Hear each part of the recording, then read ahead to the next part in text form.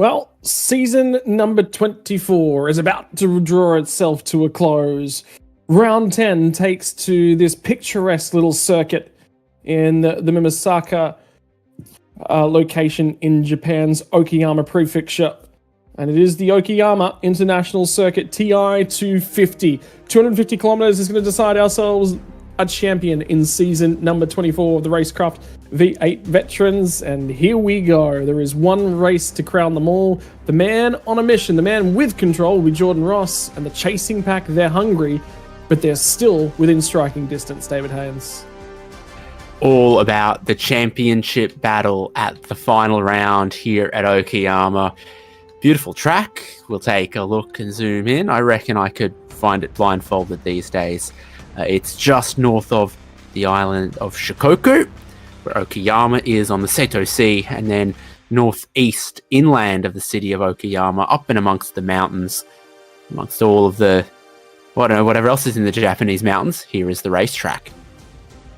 Yeah, it's a short, sharp little 3.7 kilometer circuit with a couple of tricky corners. The biggest thing is that the first corner sort of tightens as it gets about halfway through. Second corner, you definitely got to hug sort of the apex a little bit longer than you'd like. And Atwood, again, another corner where it just enters, it tightens a fraction, and then it opens up on the way out. The hairpin down at 5 as well. A little bit of banking to give you some assistance. 6 is a fraction tighter than 90 degrees. 7, also a fraction tighter than 90 degrees.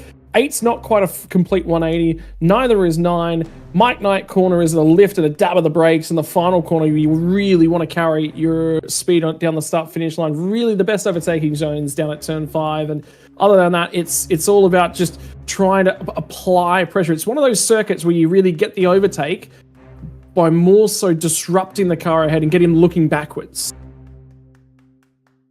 Yeah, seen some moves where you can get down the inside of turn 1, and then you got to hang around the outside of the off-camber turn 2, and the inside line at Atwood turn 4. In these cars seems very good. There's a lot of traction there, and that's so important heading onto the longest straight of the racetrack. Just good traction out of turn 4, which seems to happen on the right-hand side of the road. A little bit of elevation change around a bunch of places here. So turn 4 sharply uphill. Turn 6 at Revolver drops away in the middle of the corner from you. 8 and 9 are consistently climbing, and then 10 and 11 descending. And amongst all that, it's still basically some of the flattest land to be found anywhere in about a 20-kilometer radius. Yeah, there's not a huge deal of rise and fall, but there is just a little bit of elevation change around the circuit. Qualifying is about 2/3 of the way through at the moment. A few minutes to go, and I can tell you Wayne Walker's just firing off to start his final lap of qualifying at the moment. This is the points scenarios coming in. 2 out of 2 draft rounds are counted and locked in. The reason for that, we don't want anyone dropping the final race of the season because it makes points calculations really difficult coming in. There's a lot of bibbling and bobbling and numbers being crunched. It makes it very, very simple when you can't drop the last round. You know exactly what the points are coming in. Biggest mover, Michael Whiting gained 5 spots coming into the final round because of 2 drop DNS starts.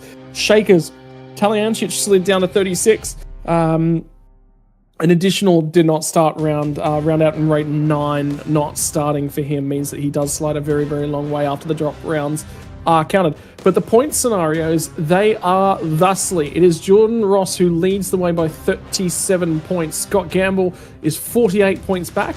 So the point scenario for these guys must beat Jordan Ross by the point totals that they have on the right-hand side, and then beat their competition.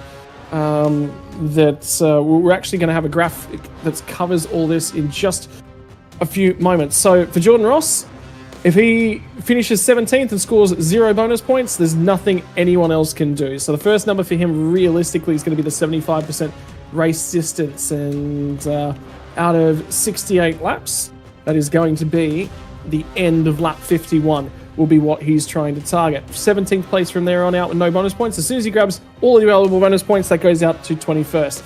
If Wayne Walker scores 38 points more than Jordan Ross, and Jordan Ross finishes worse than above Gamble, wins the race. Must finish 5th or higher to win the championship before any bonus points calculations come into effect.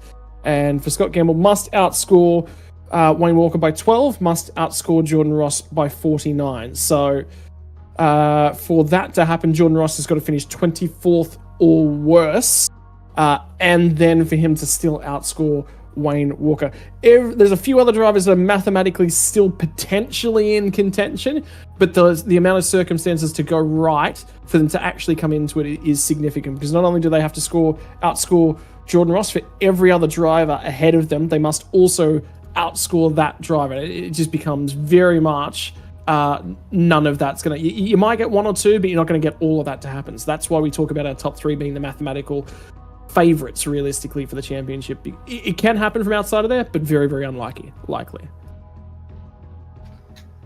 In the land of vending machines, that's a very nice looking Coca-Cola vending machine in the paddock. I hope they're cold. The championship battle is going to be hot. Jordan Ross needs to watch his back, needs to make sure he gets to 75% of the race distance, and he needs to try to finish up front. 75% of the race distance today is 51 laps of this 68 lap race. They'll start with 80 litres of fuel in the tank and a capped fuel tank size of 93 litres ahead of 2 compulsory pit stops, and the critical lap number we're calling 38 to 39 potentially.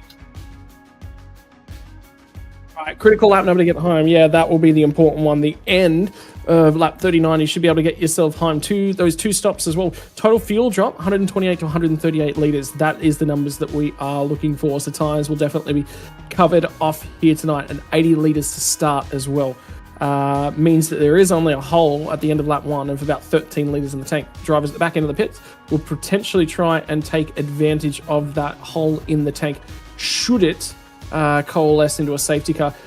Safety car chances from this circuit as well, Dave, I think is a little bit higher than the average as well, because there is some close quarters racing, and there's not a lot of places to disappear to. Yeah, the average is a bit skewed by places like Long Beach, Belle Isle, potentially.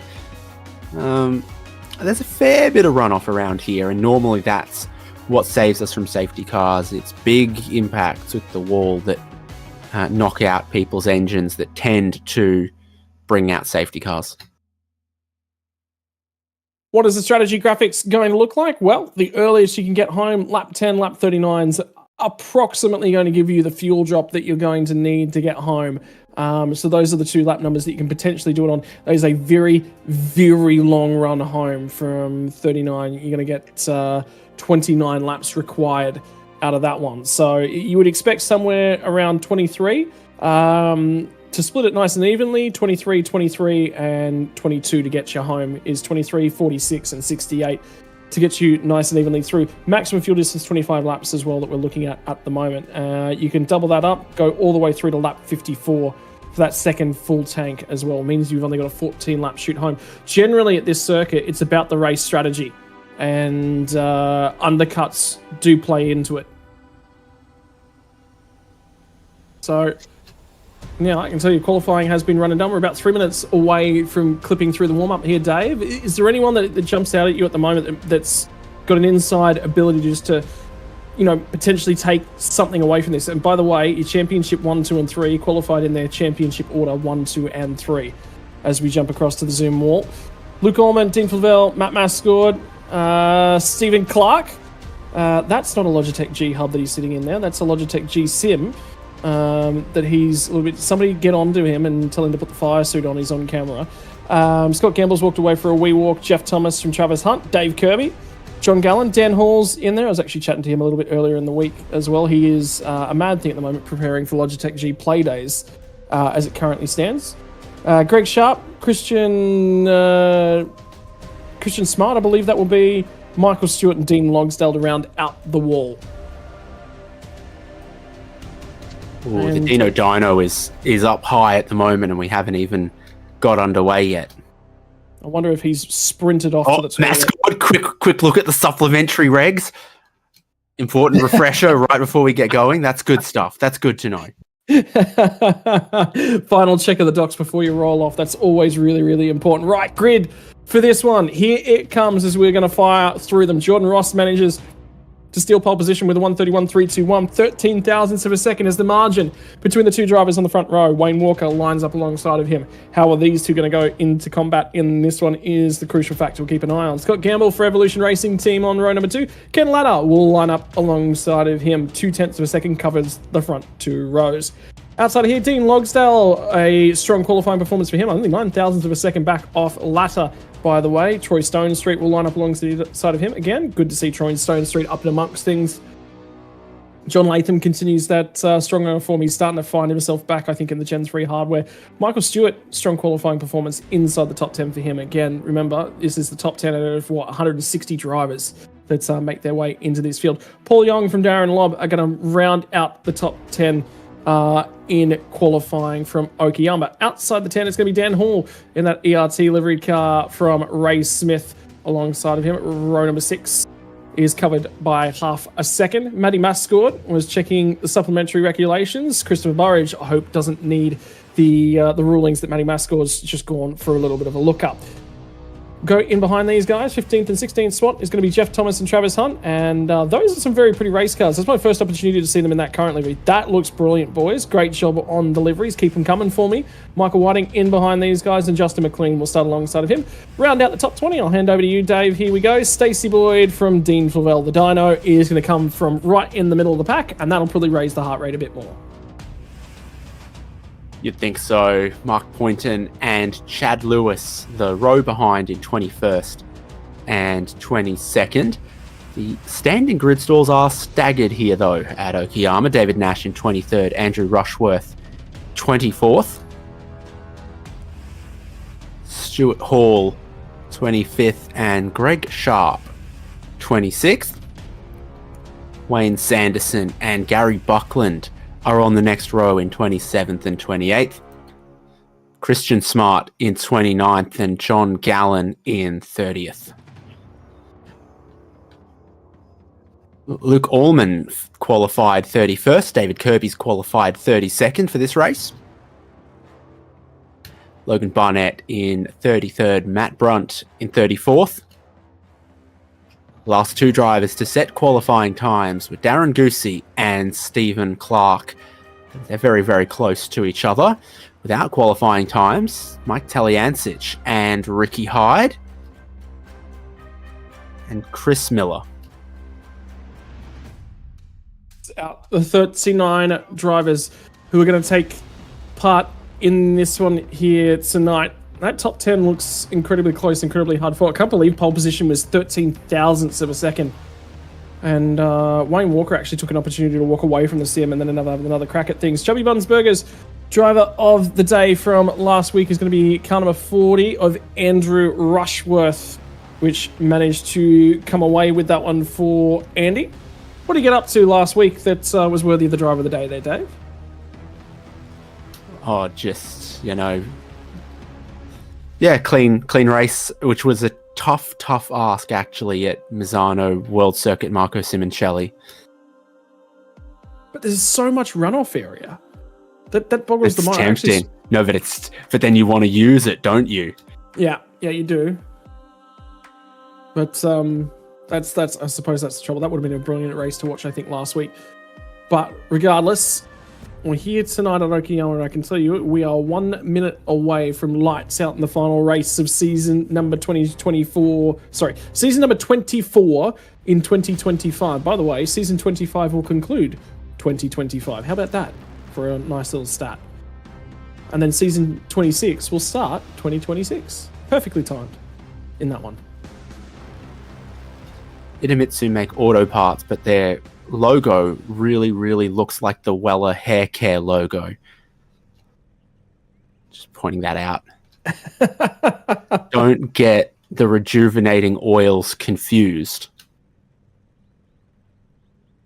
For those fans that are watching along at home, have you got any drivers that you are looking to keep an eye on here tonight? Who is your selection, not only for the race here tonight, but for your championship as well? Ross, Walker, and Gamble start 1, 2, and 3 in their championship order.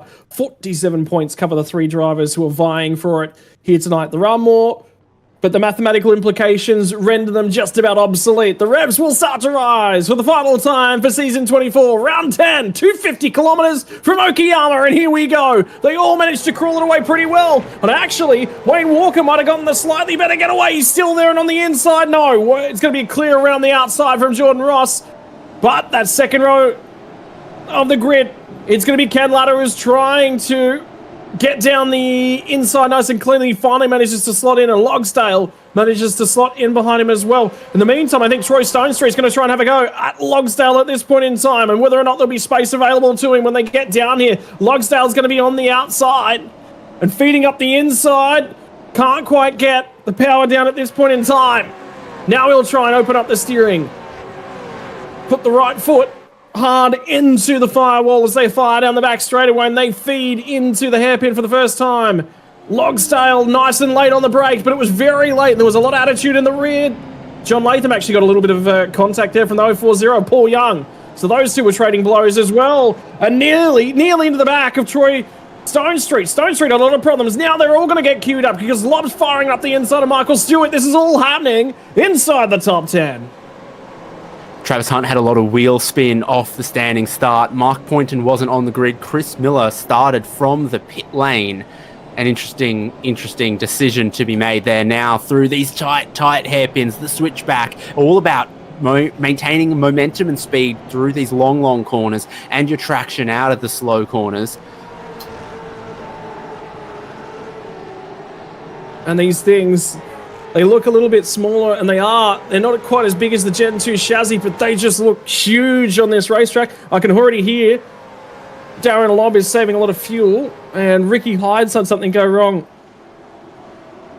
on lap number 1 as well, and there's a fair bit of shoveling around at the rear end of the field. Taliancic, by the way, has gone from 38 to 33rd on the opening lap, so he started from the rear end of the field and trying to shuffle people around. He's no Logan Barnett, though. 33rd to 25th on the opening lap. So plenty happening.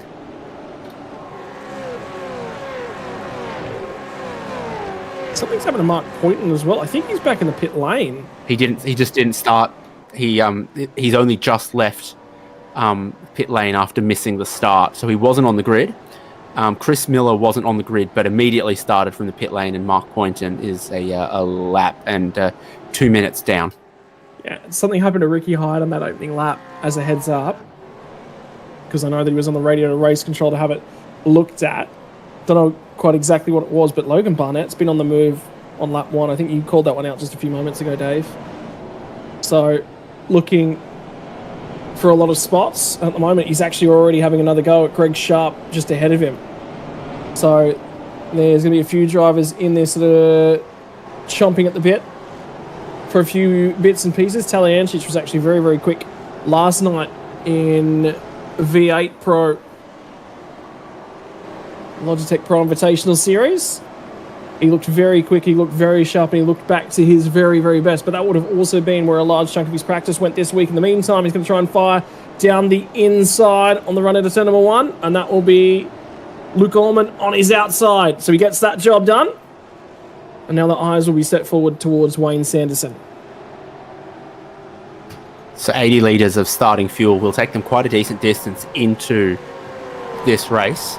So the compulsory pit stop window is open now. We didn't have a lap 1 safety car, but it will still be a while before we expect to see anyone want to do that in this 68 lap race. Still a lot of it to go. Could be very tyre dependent, particularly traction zones like out of turn 4 and out of turns 8 and 9.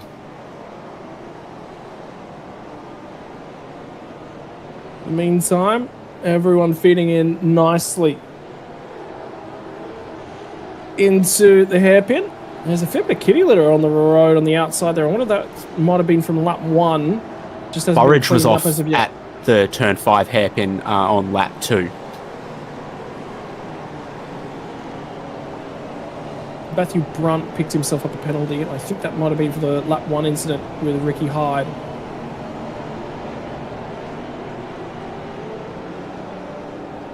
Ricky Hyde, of course, one of a couple of cars that didn't set a qualifying time. You get 3 flying laps, 3 attempts.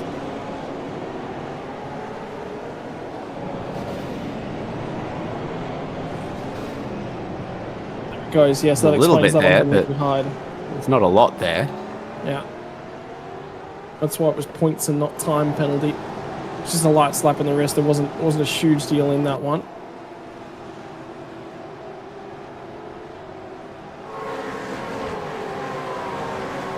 So for the meantime, front three, very little separates them. I think it's going to come down to strategy. And it's going to be undercut, but within those lap windows. So first and foremost, tick the windows off. And the other one to consider as well is lap 51 for all of them.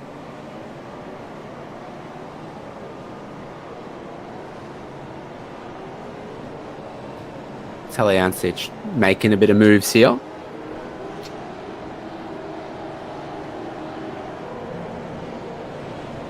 So these are two championship protagonists, Jordan Ross, Wayne Walker, but Wayne Walker needs to outscore Jordan Ross by a fair bit tonight to be champion. It's the two of them skating away from the field at the moment. A look at those live points. Darren Lobb would jump a spot or two the way we're running, I think. It was 10th, I thought, coming into this one. I think all of them get some at the expense of Sean McNamara at the moment. Not present, and of course, you said, can't drop the final round of the championship in normal circumstances. I think from Sean's perspective, it's just a busy week. Not in championship contention, automatically qualifies back here, so there's not a lot to play for, and it was just something had to give. This was one of those things as well. Sean's actually been posting a little bit lately about a little bit of a fitness journey. Was asked by his doctor to go out there and perhaps shed a few kilos. So he's been out there and running regularly, which was good to see.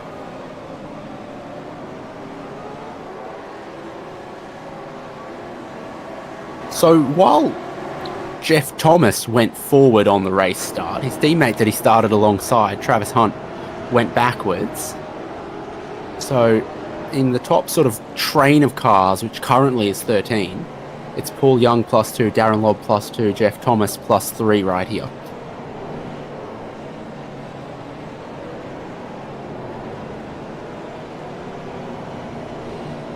This is important as well. Travis Hunt's lost a couple spots in those opening laps. Jeff Thomas is up quite a few though.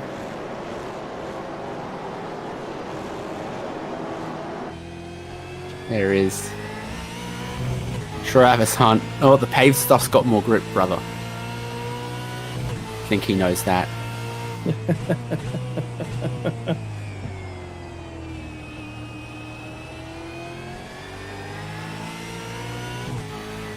For the meantime, I think the tricky aspect of this racetrack is that its overtaking opportunities are few and far between.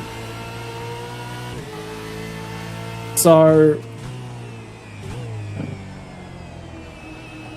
for now, it's just sit, watch and wait for some of those tyres to work away. And David Nash is definitely having some issues with trying to get the power down as he comes out of turn 4 in the upward curve. That's going to allow Hunt to get up alongside. And I think he's probably just going to yield this one. Gets the inside at the apex of the hairpin. Oh, there's a little bit of biff. But he will yield and slot back in. I don't think he intentionally got the back of Travis there. I think that was him trying to slot in and just misjudged it slightly. And up the road, Justin Clean went past Matty Mascord. Paul Young's just gone by Troy Stone Street. So we're seeing a little bit of movement in this opening stint, particularly now. I think this is sort of the point on sort of lap 5, lap 6, where you begin to really heat soak your tyres. They start to get slipperier. We see this whenever drivers get a new set of tyres as well in the pit stops, that there's 2 or 3 or maybe even 4 golden laps, and then the oven is preheated and they don't have quite as much grip thereafter.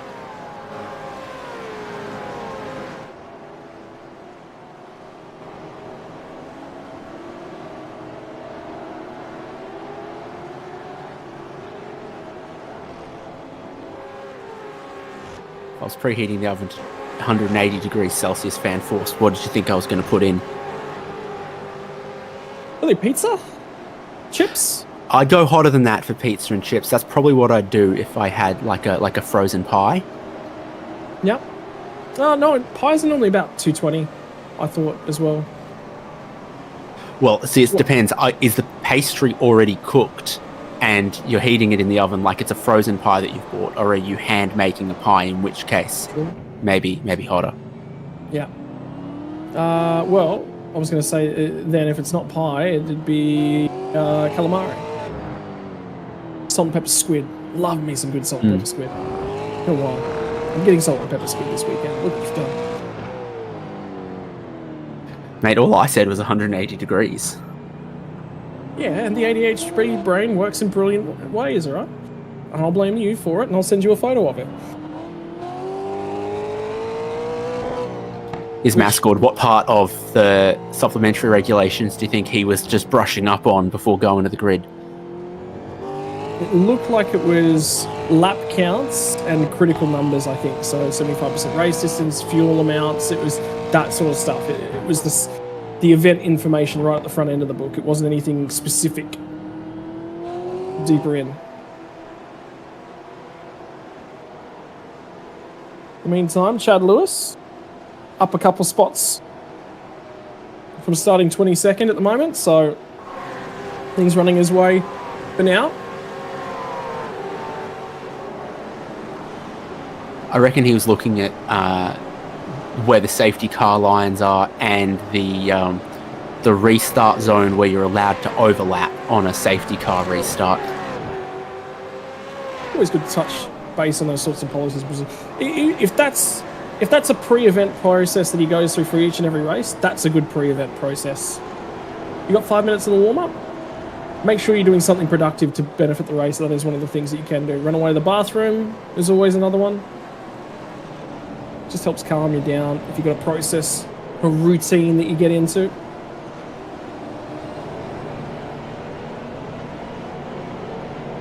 But now, this is the battle that we're keeping an eye on. Ken Latta, Dean Logsdale, Paul Young. So Young has picked his way past Stone Street, because remember, Stone Street was brilliant on that opening lap, brilliant in qualifying, but now starting to ail a little bit.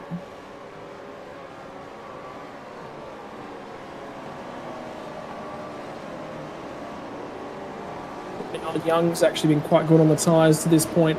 Again, it's just going to be patience and waiting. Be there, be close enough, be in contention. Ken Latta runs a fraction wide through turn 2, as does Young, but it was a huge moment on the power from Logsdale as he came off at turn 1. So again, everyone's making mistakes, Dave, such as the difficulty. It's just being there and being able to pounce on them when it eventuates. Yeah, and this is a group all the way through to Dan Hall in 11th there. Breaking into the hairpin. Looks like Ladder runs just a little deeper than you'd like. Increasing amount of gravel building up out there as well.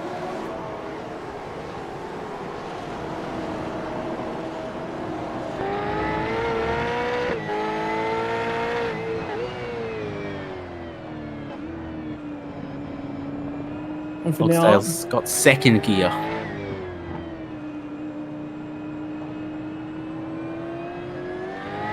Yeah, I was just keeping an eye on Logsdale, the hand work, just a little bit of a bite of the lip.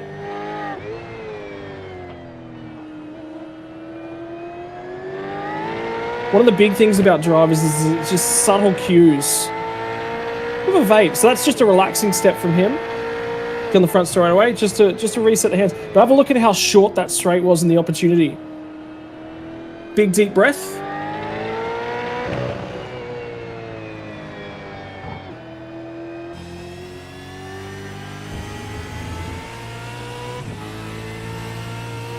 Just little intricacies of driving. He's got a lot of pressure. Paul Young's closer to him than he is to Ken Latta, and it sure looks like he's pretty close to Ken Latta, so trying to get the traction up the hill perfect. Lap after lap is the goal here.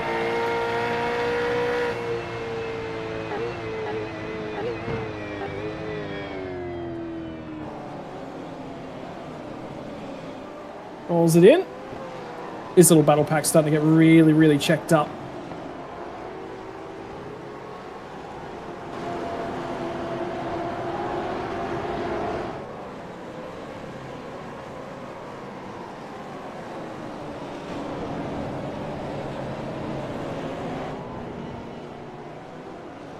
Fastest lap of the race in this group belongs to Troy Stone Street, interestingly, though. Remember, he was very quick early, but he's just taken that little edge off the tyre. He's been quick the last couple of laps as well, just closing this gap down on Young and Logsdale and Latter again. They're all kind of doing Latter and Logsdale's pace.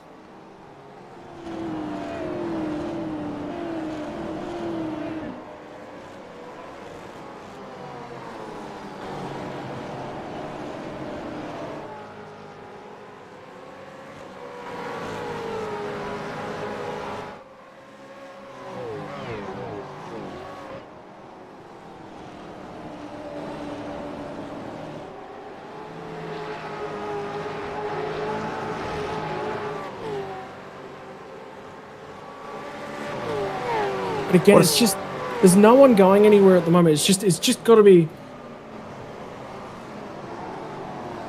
What a surprise to me that we've had no one stop in these first 11 laps. Everyone still going, even Mark Poynton, who was 2 minutes delayed exiting the pit lane.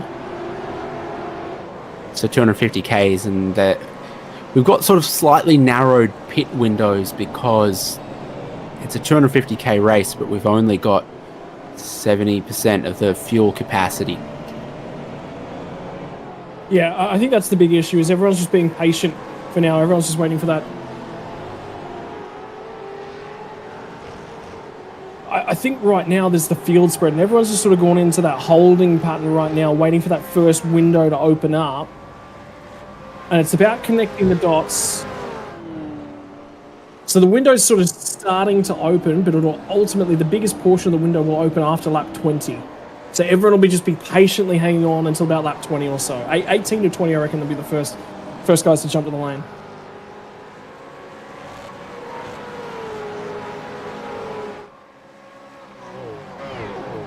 Mike Talyancic is now the biggest mover in the race. He's moved up past a couple of drivers like Gary Buckland, Stuart Hall, and Wayne Sanderson. So now he's leading a group and not too far behind a handful of other drivers. Barnett no longer the biggest mover, but just up the road from where Talyancic is. In between Greg Sharp, Christian Smart. The Dino Dino is back 6 spots so far in this race, and John Gallen is 27th. Just behind Hall and Sanderson side by side, with Hall having the inside. So is Buckland. How did I get that wrong? Okay, I see how.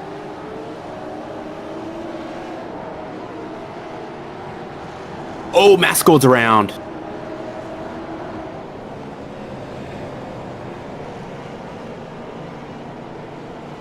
At the moment, I reckon there might have been a little bit of contact that's gone into that one as well. So I'm sure we're going to have another look at that one from Matty Mascord.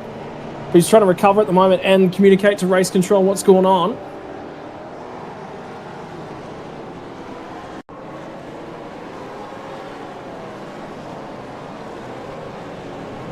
It looks like Christian Smart behind him. There's just a little bit of contact. And just a little bit more. David Nash actually sneaks by Travis Hunt and Michael Whiting. My apologies. Yeah. There's a bump. He just gets in. He just barely gets to him.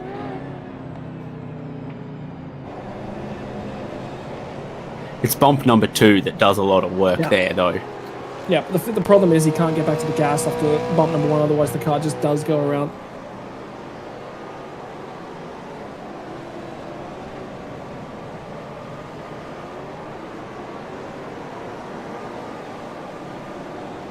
Oh no, a bit more going on for the Dino Dino. Barnett, what's happened? Logan Barnett off into the gravel. That's on the outside of turn 5 hairpin. He's gone all the way down to 37th spot. He was in a great position, actually, to keep progressing. He was gaining spots. He was the biggest mover to that point. So it's just gone all awry. I wonder whether or not he was on the outside of somebody and they've just messed up the braking zone. I think that's exactly... No, they're going to go in here. 3 wide. Car just wouldn't turn. He's just in there for a little bit much. Michael Whiting gets a drive-through penalty from what we've seen earlier. He's just trying to outbrake, and on the line it doesn't work.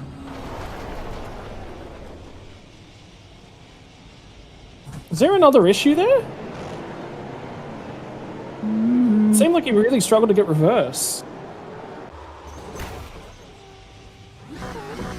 Okay, maybe there is some issues going on. Is it gear shifting? Like, did he not get some of the downshifts that he was after? What's he done on pit entry?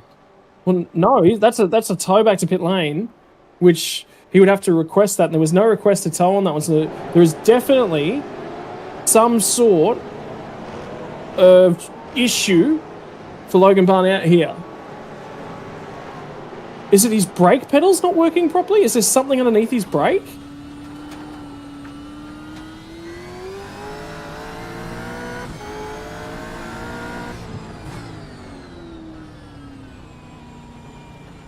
So all okay, so pulls the car up fine there.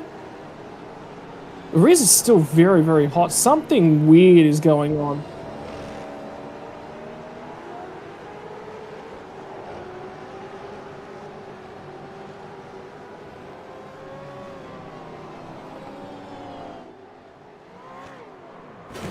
Oh yeah.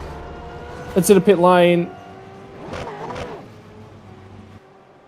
And yeah, he's done from in the pit lane, which... Okay, you know what? If there's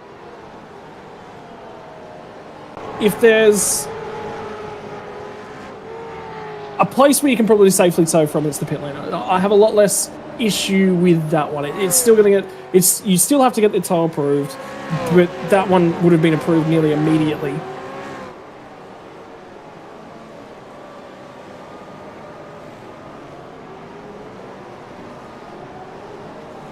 But, yeah, what are your thoughts on a driver towing from pit lane without requesting it from race control? Because that one I have a lot less of an issue with.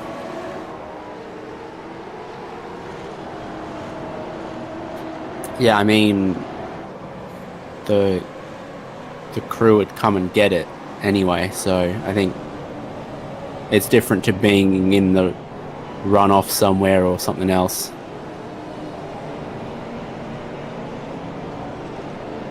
Thought, yeah, maybe a throttle sticking, that would... But the car was pulling up still. But yeah, maybe it's a partial throttle stick, as in the throttle's not clearing when he gets out of it completely. Something's going on. And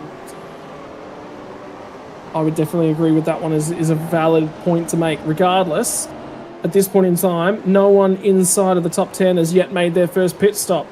We're now on to our 16th lap, so realistically, pit stops can start pretty much any time from now. But again, Michael Whiting just went through to serve his drive-through penalty, and that's the only driver who's actually made a pit stop thus far. Yeah, Logan Barnett hasn't re-emerged. It's actually possible that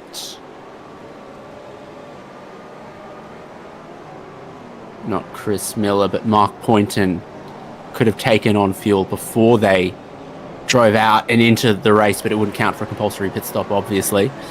This is a bit exciting. Yeah. And this is where the battle's going to start to happen, because that is Troy Stone Street again, just really struggling. And this group starting to come back to each other. Ken Latter's actually starting to pull off the front end, you know. And Dean Logsdale's starting to become the cork in the proverbial bottle. This is going to be, I think, one of the things that might trigger that first round of stops. No one dives to pit lane from the group on lap 16.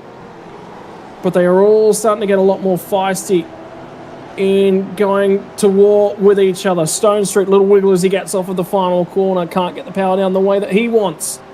But this battle pack runs itself all the way down to Dan Hall's, the last car in it, 11th spot. So 5th to 11th, realistically. I think Paul Young had a bit of a go at Dean Logsdale and it didn't quite come off, and that's let Ken Latta get away. That's compressed this group. Paul Young's maybe just backed it off a tiny bit. I think there's plenty of stints and opportunities left in this race. He might be thinking about his first stop shortly.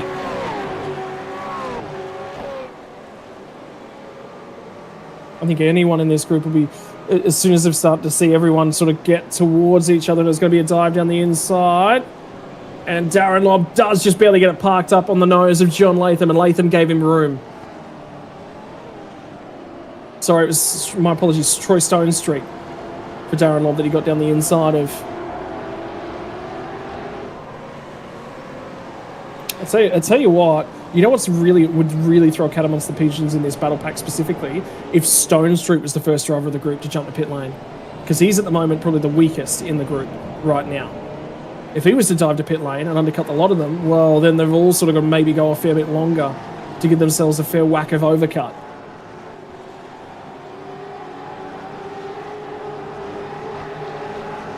Yeah, I thought Stone Street's pace looked okay, but that was a couple of laps ago. Maybe he's a little more under fire now. Darren Lobb was always probably going to be quicker than him. It's his pace versus John Latham and Michael Stewart and even Dan Hall that's, as they say, a watch.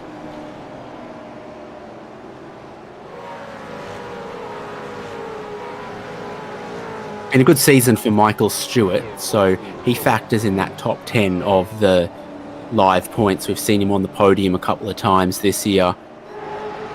Seeing him in 10th position is almost below par for what season 24 has been for him. I think one of the interesting things as well is I know that Okayama is on that map, and I believe the dot's just off the map to the side, denoting just outside of where it is.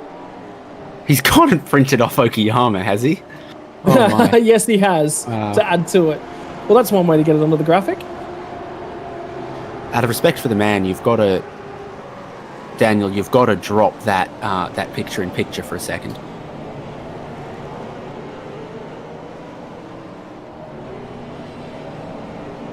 We're just going to go full Michael Stewart camera for a few seconds, ladies and gentlemen. Working on getting that done for you.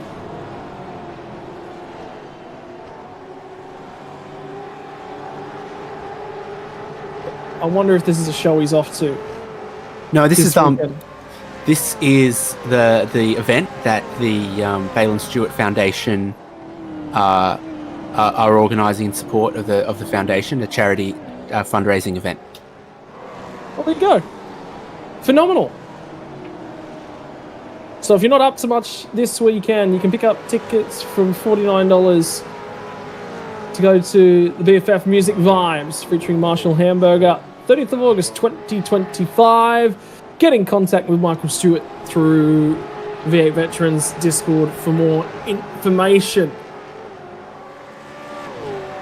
And we'll switch back up to our live racing pictures at this point in time, because the man's got some work in front of him, and he is working very hard. And I did just see Troy Stone Street just slide those rears, heading down the back straight. So he is working that car hard at this point in time.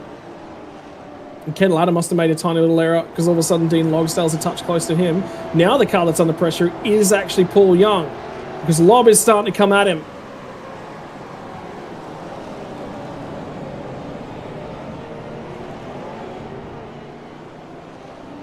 Yeah, sure is. Gets to take a different line through here. The straighter you can get the car for the exit, it works so well in this generation of cars. So you see them take a really, what looks like tight exit out of places like turn 4, but the sooner you've got, less than 5 degrees of steering angle in the steering wheel, really, really benefits the traction. Dan Hall from the tail of this group has pitted in. Stephen Clark is having a questionably long first pit stop. It's not outrageous just yet. I don't see a black flag for him. And Travis Hunt's also in. Sandman done? What has he done?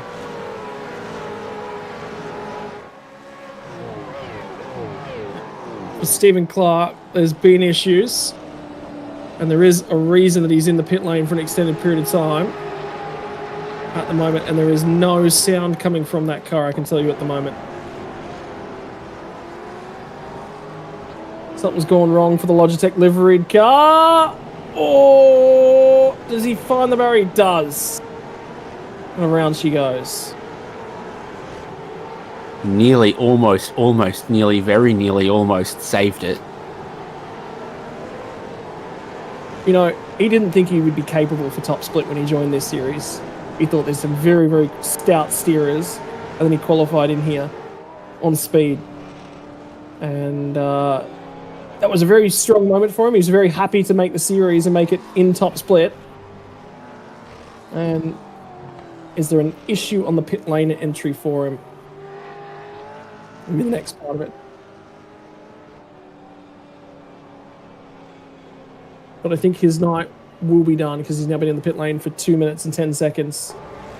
I can tell you, we are going to see some more pit stops. Paul Young has now come to pit lane out of that group because he was getting harassed and harangued by Darren Lobb as he tries to pick off as many possible cars prior to the pit stop. Yep, there you go. He's done for the day. He's either reading his phone or he's taking a nap. No, definitely reading the I had phone. a nap today. It was glorious. I'm jealous.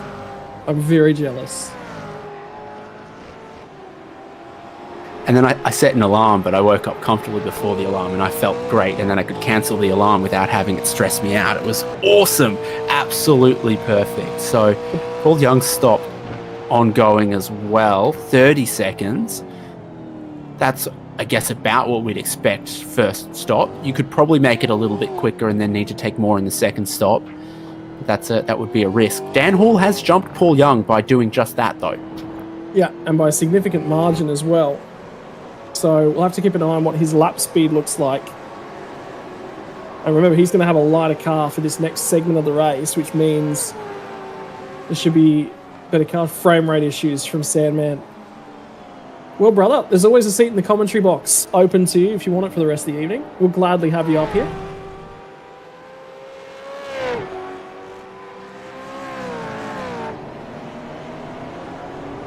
So that's the difference in the pit stop time. Dan Hall and Paul Young, about 3 seconds. Dan Hall was a bit further behind Paul Young before the stops. You'll also get a bit of a tyre undercut on a day like today as well. So Paul Young seems to have really stabilised that, bringing some of it back. Jeff Thomas in the lane, and we'll get a couple more shortly, you'd think.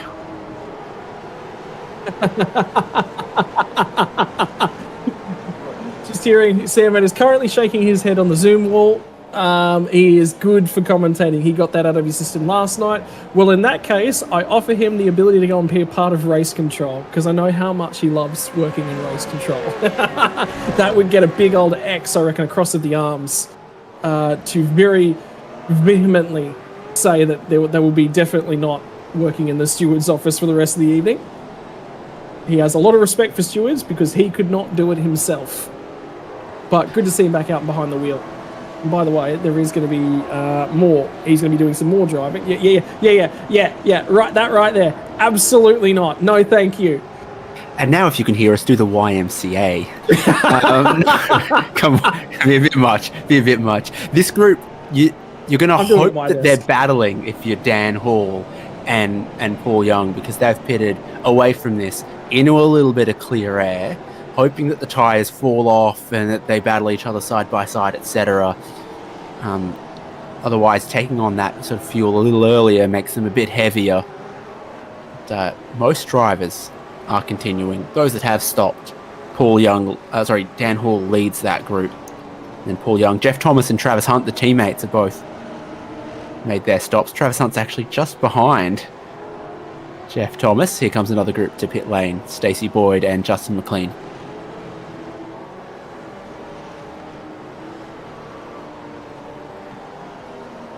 Yep, here comes the round of pit stops, lap 23. Right, so this was the front end of sort of that fuel market, and nice and evenly split it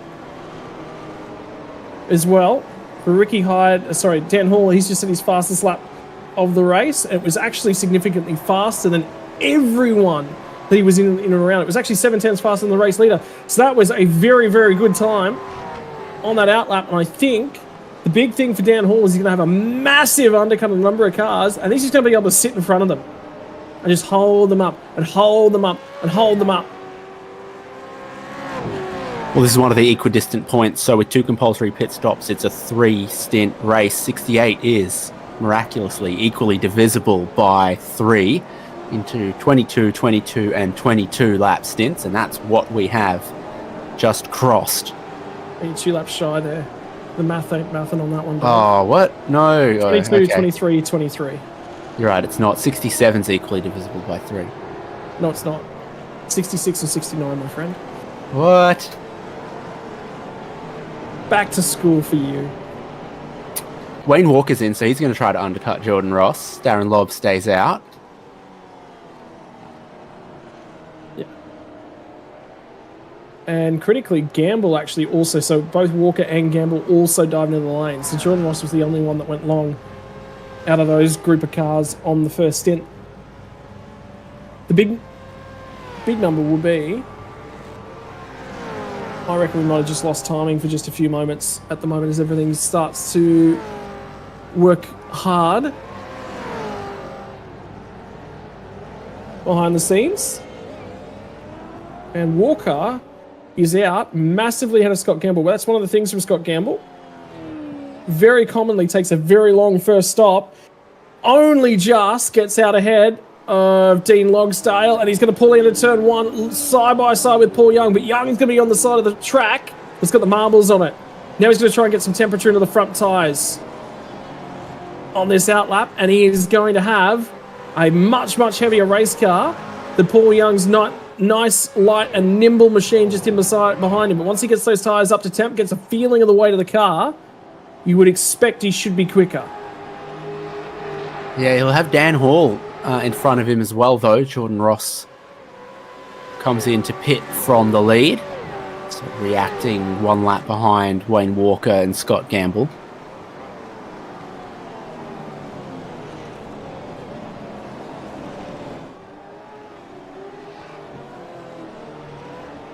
This is critical, and Gamble cannot afford to lose that spot.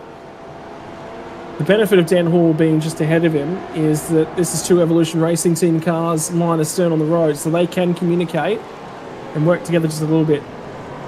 Dan will know that when Gamble gets to him, he is significantly faster on 4-lap fresher tyres, so there will not be too much of a fight put up. And there's been another drama for Ricky Hyde as well.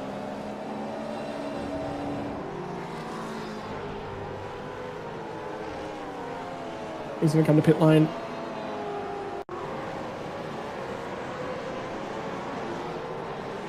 So his Hyde hasn't stopped, surrounded by cars that have, I think. Yep. I think the big thing for Ricky Hyde is he turns in early here. So watch this. I mean, yeah, that is there and then he the just whole time. brakes Yeah. at the corner. And Ken would have been expecting him to break in a straight line, and that's the thing. He sort of closed it. It's not moving under brakes because he makes that movement just before he puts the brakes on. So he's braking in a straight line, but he's braking in a line that covers off the car's space, and that's where the difficulty is. I know all of this because I was listening to Dan Hall listening to Dan Yeaman, our producer behind the scenes, putting together a rule book talking about exactly that situation right there. I believe, I want to say Tuesday night, actually. It might have been last night I heard him talking about that one. Well, it's not like Ken Latta dived in and ended up with 15% overlap. They were overlapping the whole length of the straight, and Ken Latta's nose remains there going into the corner. I think we've got absolutely everyone stopping now, so the very, very last stop is like Latham, Lobb, Flavel, Nash, etc. are in the lane now. Jordan Ross goes back through into the lead, 1.4 seconds ahead of Wayne Walker. Is Darren Lobb going to end up? Darren Lobb's had a quick stop, so he's gone long the first stint, but then taken a quick stop jumped a whole heap of spots here. So he'll run long in the final stint, you would expect. And not a massively short pit stop. It's only a couple seconds here. Gamble's lost 10 seconds somewhere to relative to the field, because he's only 2 seconds longer through the pits compared to Jordan Ross and Wayne Walker, but he's 9 seconds back from Walker. So I wonder whether or not he was fuel saving. But if he was fuel saving, we would have seen that margin in the first stop.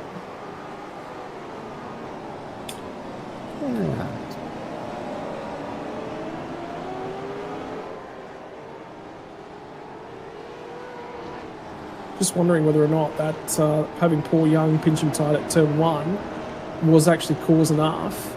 But there's just been a problem somewhere that we've missed for Gamble. I do expect that car has been filled to the brim from his perspective.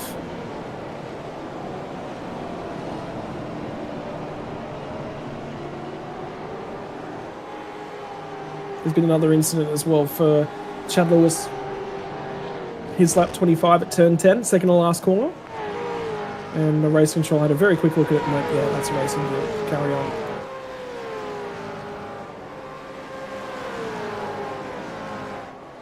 New fastest lap of the race for Jordan Ross. And there's Paul Young having a look and a dive at Dan Hall in turn 1.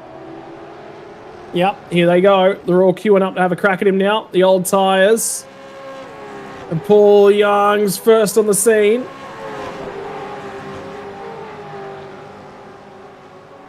And this is what the undercut's done for Young. Now he's going to fire it very late. Down on the inside, gets Dan Hall, tags him.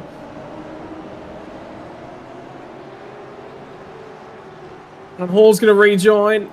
And Paul Young's going to have a crime to pay. But that, for that entire pack, is a car out of the way.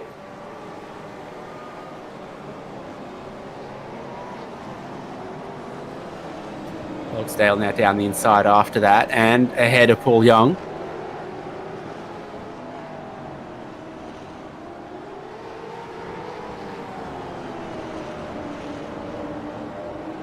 Yeah, so just hearing that one's gone into race control for them to have a look at. Right, so that whole queue of cars, they'll be very, very happy that that did happen. Ken Ladder's also gone long with a long stop, and now he's going to box his way back out to the head of this queue, and Young's going to hang him out on the marbles. Outside at the second last corner very often doesn't work, and that's why Ken Ladder tries to brake early and sneak back underneath him. See if he can get to the inside. Young has got 3-lap fresher tyres. Sorry, 3-lap older tyres on board. This is the big advantage of that undercut. Logsdale, by scooting through with that little bit of offering that was given to him, is now starting to step clear at the front end of this pack. Ladder will try and get through as soon as he possibly can, but they're all queuing up. And somebody's about to have to man the register.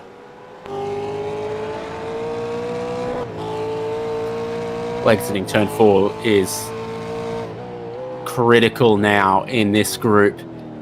Paul Young got those older tyres, also had that lock-up as he tried to pass Dan Hall.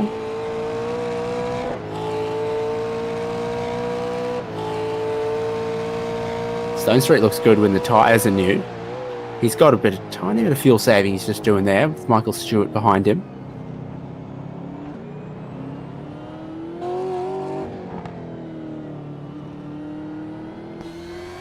So we're now past 100 kilometers through this race as well at the end of, or halfway through this lap.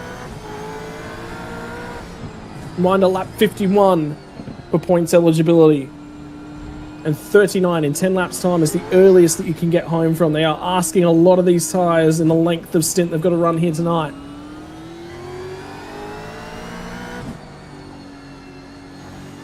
But Scott, you'll be saying, I can do, 30, 40,000 Ks on the pair of tyres I put on my car. Yep. But these are slicks. They're narrower, they're skinnier, and they offer a lot more grip. But grip comes at the cost of abrasion across the surface of the tyre. Friction's what generates that grip, and that's what wears the tyre out.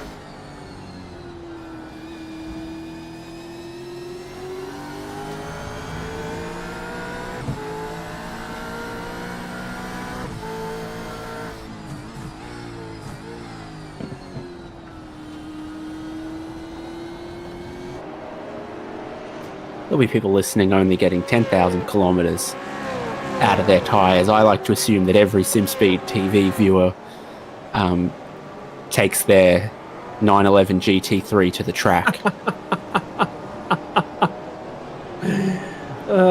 If that's the case, then you need to do pads, you need to do brake fluid, you need to do a whole bunch of different extra checks and bits and pieces.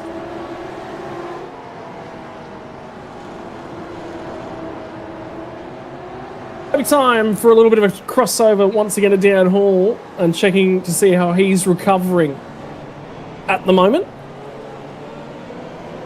Because like I said earlier on, Dan's got a heck of a lot of work. I was actually chatting to him earlier today. He said he's stressed at this point in time. And the reason for that, this year's your marketing manager for Logitech in Australia. And a lot of work goes on.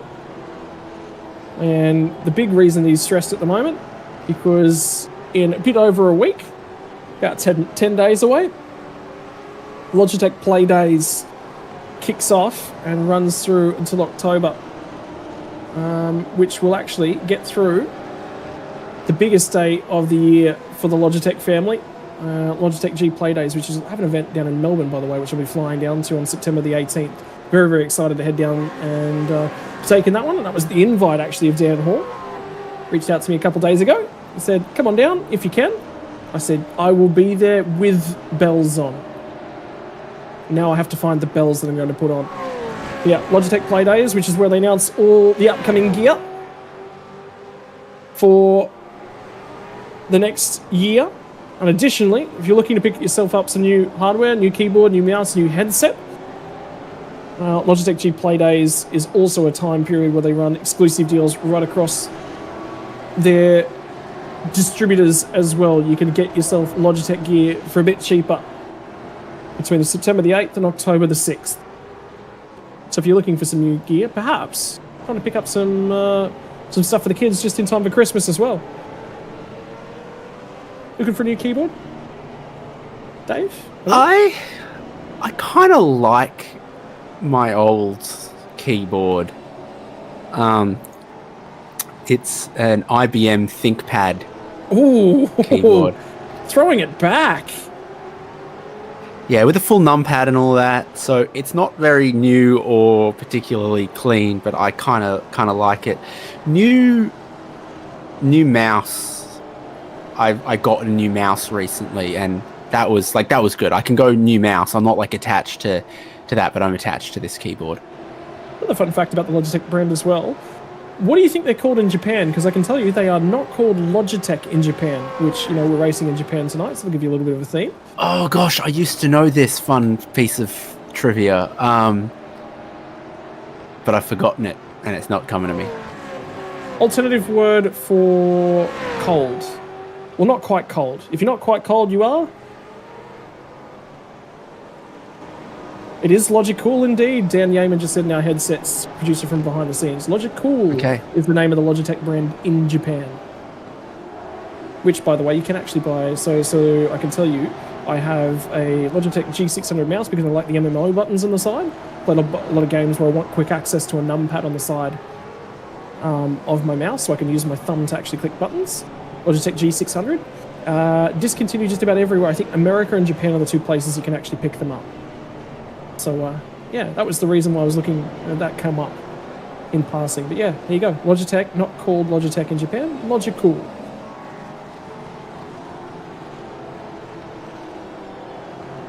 Fun facts with Scott Rankin. You do the fun facts way better, I must admit, Dave. You are always much better at them than I am. The nicher, the better for me. The more useless. What's the piece on the rear end of the Mustang in these cars called? The Nolder. Yeah. I've been reading out the voltage of overhead transmission lines on this broadcast this season. At the bend at Misano. Unfortunately, no overhead transmission lines here, but when you do go looking for them, some of them are 50 hertz and some of them are 60 hertz in Japan, and we're in the 50 hertz region. At the moment, Dan Hall's tyres are in the hertz range. Not the good kind, though. The kind where they're going to be screaming just a little bit from that one. Justin McLean picks himself up at penalty for contact. We drive through penalty for him. Dan Hall manages to hang on to that spot just barely after lighting those tyres up. John Latham was the driver looking to try and cut his way through on that occasion.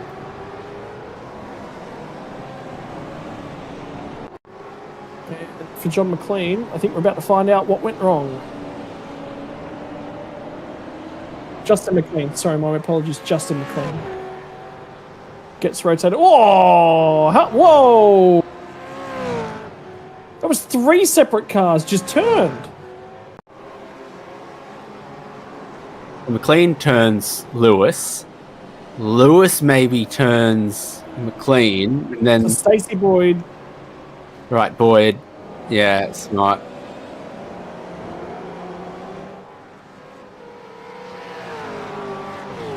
So confused about what went on in that incident. Did they all just tripped over each other? One turns the other, turns the other, turns the other. So that's Justin McLean that turns Stacey Boyd there at the head, and then Chad Lewis. But why did no one lift enough to get out of that? That's bonkers. What? They all can see that happening, and none of them choose to lift.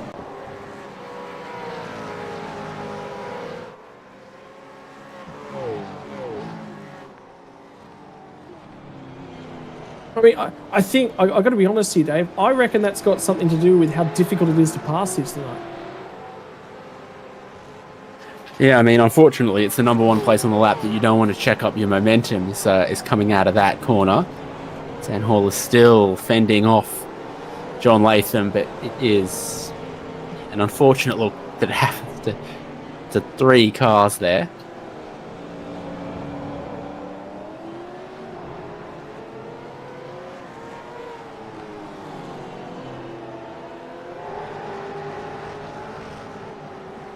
For now, going to continue on for Dan Hall.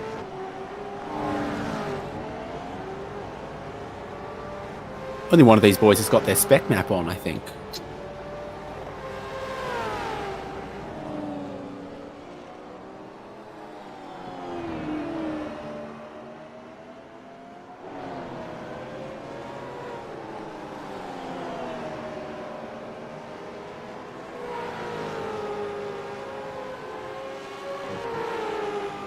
Both of these boys, the trend together is really, really interesting. Given that Travis Hunt had such a poor opening stint of the race, just maybe late on in the stint, he actually trended back forwards. Something further's happened to Dan Hall. John Latham's got his way by. Was there contact between the two of them? Yeah, there was a little bit on the run down in turn 1. Oh, Trav! Does he get into the back end? What went on there between the two teammates? So Jeff Thomas tries to let Travis Hunt go. Travis Hunt gets down the inside, I think locks the rears up, almost throws it off the road. Jeff Thomas is back in front of Travis Hunt, and they've both just, the teammates have just cost each other a little bit of time.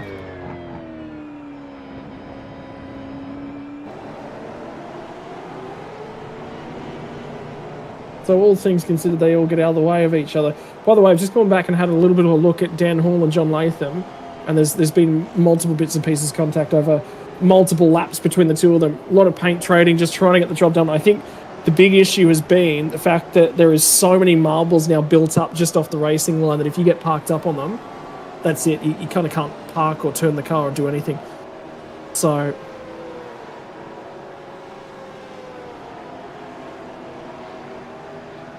I think at the moment we're definitely still, the marbles are better than they were, but there's still a problem. I think is the issue. There's still too much. So this is the incident between Dan Hall and John Latham. Latham gets a reasonable exit off the final corner and late on the brakes into turn 1, but he finally gets an opportunity to clear him, and he's at this point he's just like, I'm just going to take it. But it's a bump and run for sure. Well, Race Control's just jumped on the mic and said, forget that, please redress.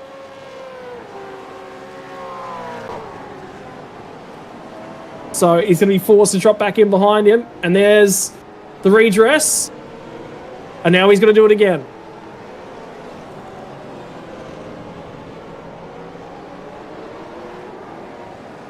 How long is it going to take this time? But the critical factor is, Dave, just the marbles are just so... There's so many of them.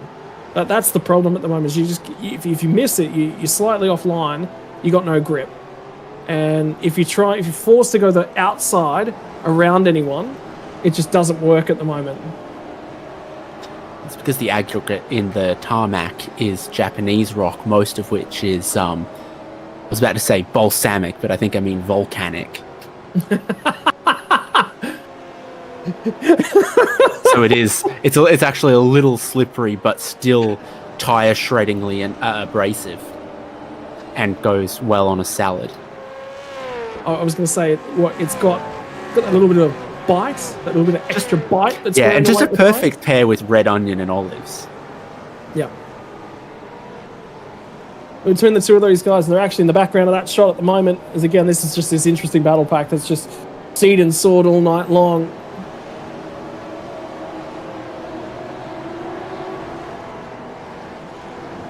It's just no one really...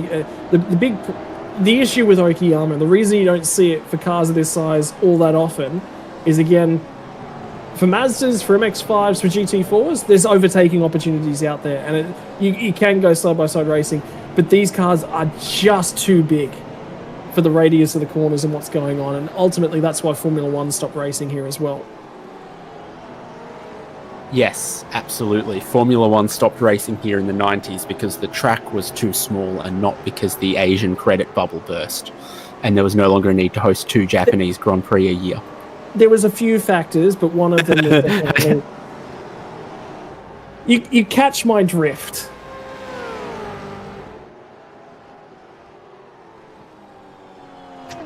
Yeah, the Pacific Grand Prix didn't go and move to Fuji or somewhere else. It would be cool to have Fuji would be brilliant in one Fuji and Suzuka like back to back or something. Please do. Ultimately, just get rid of Suzuka for Fuji. No one would bat an eye. A couple of people would bat a couple of eyes. Fuji's a brilliant circuit. More racing needs to be done from Fuji. Could you imagine if supercars went over? Supercars going to Suzuka and Fuji would be a phenomenal trip. I think these cars, what do they break? Was the braking marker for turn 1 about 500 meters? Something ridiculously early, but yes. Just 2 prefectures early? Yeah.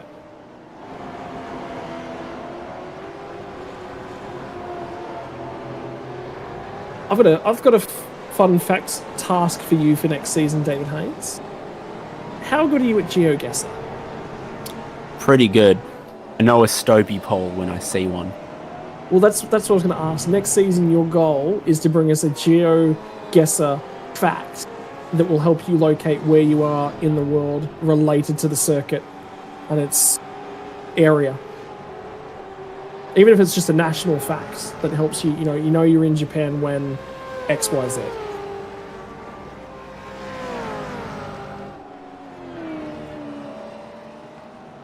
I mean, the first thing I was looking at, first thing is what side of the road do they drive on? Then you know, looking at various of the cars, and you can often tell, oh, this looks like it's India, this looks like somewhere in Southeast Asia, this is definitely Europe, Western Europe, Eastern Europe, North America, etc. So you go, oh, this is Japanese cars very quickly. When you see a Honda N-Box or a Mitsubishi Pajero Mini. Yeah, so it's all those little bits and pieces, and the roadside markings. I think like some of the poles that are alongside the road are very important. Christian Smart, bit of a check-in with him. Big breath in of air at the moment. Yeah, go ahead. Or the Suzuki Jimneys don't have fender flares so that they're width compliant with the K-car regulations. That's the thing about GeoGuessr is you find yourself learning intricate details whereby the only time it's relevant is for GeoGuessr, but it ends up just being fun facts about the differences of the specific set of circumstances that happen as a part of the Google grab of Street View data. There were some specifics. It's a very, very deep rabbit hole should you choose to go down it. But it is an intricate and often insightful one. Again, completely and utterly useless unless you're playing GeoGuessr. And for those of you who are watching along at home and going, Scott, what is GeoGuessr? GeoGuessr is a game on the internet where you're given, you're plonked in a random location in the world. You can set it by region. You can set it, I want it to be in Australia or New Zealand. I want it to be in Asia, yada, yada. And you're basically given a location in Street View. And you can only navigate it by Street View. You're not given the map and anything. And your goal is to try and plant a pin on a map closest to where you think you actually are. And you earn points as a result, as David Kirby is playing a little bit of GeoGuessr with where's his front left tyre gone. At the moment, still located entirely inside of his front fender. And critically, we're actually on the winner to get home. So he will have a very, very long third and final stint to get to the end, but he can get there. And it stayed located entirely inside of his front left fender. But plot that on a map somewhere. I'm going to guess too much throttle out of a left-hander. And... oh! Okay, almost, maybe, a little bit. Bad gear shift, maybe? I'm going to say you're on the marbles, actually, on the outside here. Opens the steering up a little bit. Yeah, I reckon right rear's in the marbles.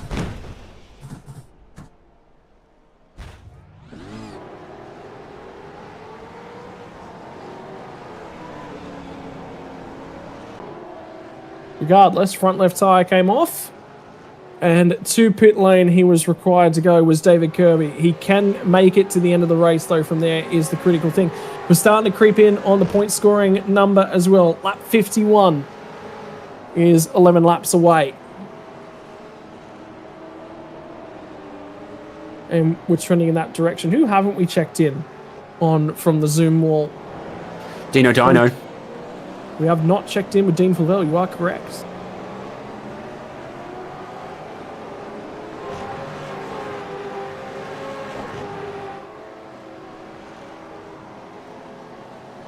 You're going to make a guess where the Dino is at?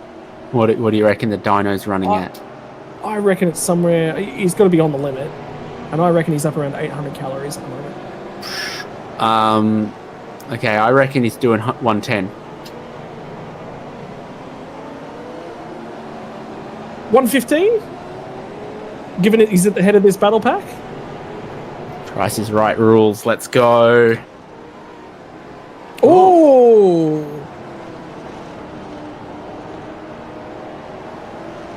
So what we're hearing is it was fractions before it jumped up on screen. David Haynes was correct. And then immediately, as soon as it was pulled up on screen, I was correct. So, well, by the times when we made our answers, Dave, I'll give you that one. We don't have the evidence to support that, but our producer is giving it to us. And critically, the calorie marker, we are nowhere near what we were thinking. He is at 1400. So there is a Zinger burger box and maybe a nugget or two spare. Sorry, just a Zinger box, not the burger. You dilly-dallied on your answer, and you might have opened up the Zoom and cheated. Who knows? Possible. Here's John Gallen.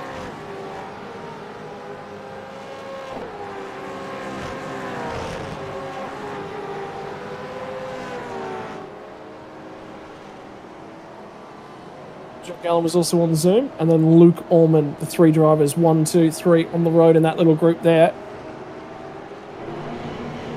And the critical markers for Vell 23rd, Gallen 24th, Allman 25th. Now, critically, Gallen and Allman started in 30th and 31st on the grid, respectively, and they're up to 24th and 25th. So 6 spots gained each for the pair of those guys. Not doing too bad at the moment. Interesting thing will be, do they go for an undercut here? We are 27 laps from home here in a few moments. It'll be a very long run home, but still doable. And Michael Taliantich at the moment, from last, he climbs his way through to 19th at this current point in time. Yeah, Matt Brunt also started 34th, 35th-ish. He's up to 21st at the moment. There is a small number of drivers that have made their second stop and will get to the end from having stopped now past the critical lap number. So Rushworth and Kirby and not Michael Whiting. He's served to drive through.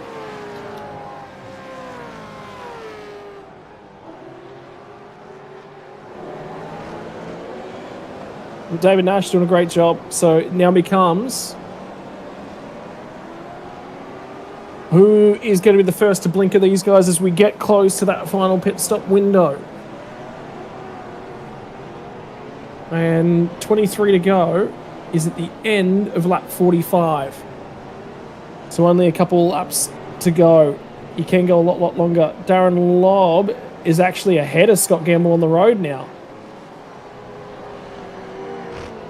And starting to pull away.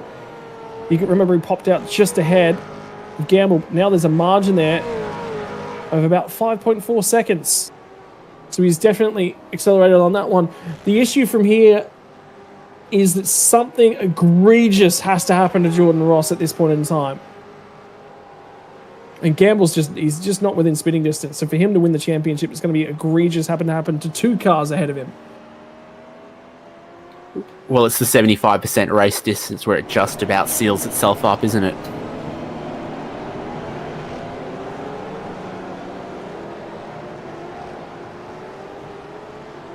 But the thing at the moment is still looking at 17th as the target for Jordan Ross. 17th or better, there is nothing anyone can do about it. He will win the championship no matter what happens. So at this point in time, it's just, again, like I said, something's got to fail. Something's got to go wrong. It's lap traffic that's in an awkward location. It's somebody that spins right in front of him that takes a wheel off. And at this point in time, his lead to 17th spot is currently 51.5 seconds. So it's nearly got to happen at turn 1, and then he's got to crawl the car back around. It's about the only way he's losing this one at this point.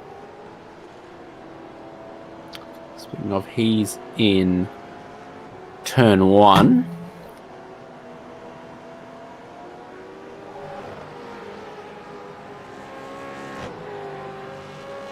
So there's not much traffic to be found in the next sort of third of a lap. There's only 3 or 4 cars in front of him, and they're quite spaced.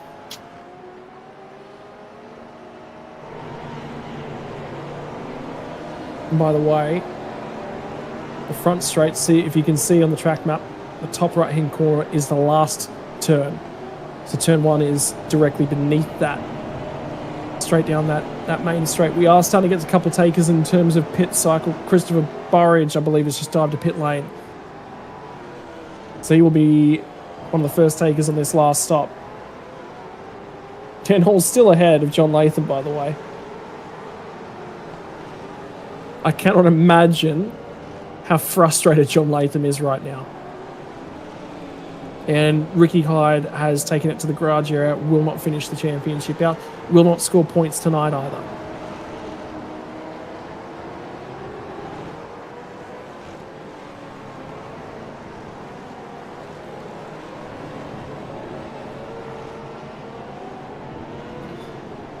So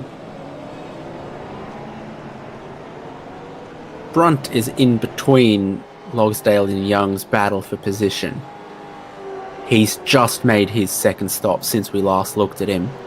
So it's put him off the lead lap, but he'll get back.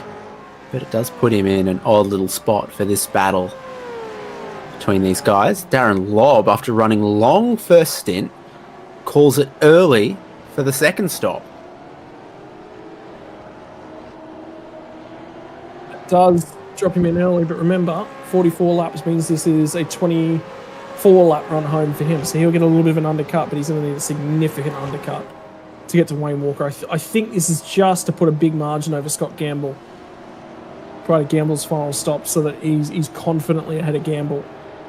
And Gamble will be the one required to make the moves. Dan Hall, Christian Smart also both in for their final pit stops. So here they all start to come. final stops for the field.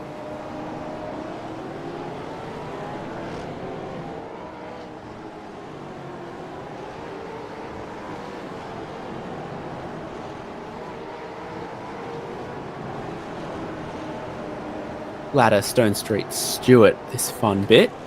Stone Street looks like he's got a good run. He's most of the way down the inside of Ken Latta. Oh, marbles, marbles, marbles for Ken Latta. Jordan Ross is going to dive in to cover off the undercut as well. And now Troy Stone Street's on the outside and still on those marbles. So Latta's going to dive into pit lane and undercut a lot of them. And I think that's probably smart because he just wants to get clear of this pack. We're now inside that final stop. Maybe you can run all the way out to about lap 52 or so. 52, 54, somewhere in that realm is the longest that you can run on this second stop.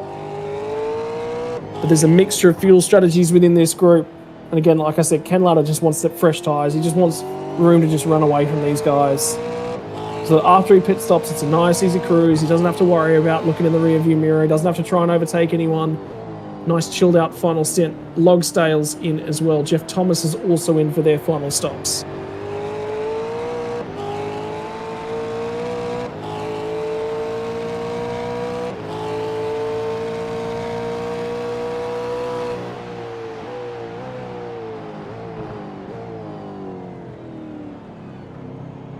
Stone Street a little wide at the turn 5 hairpin.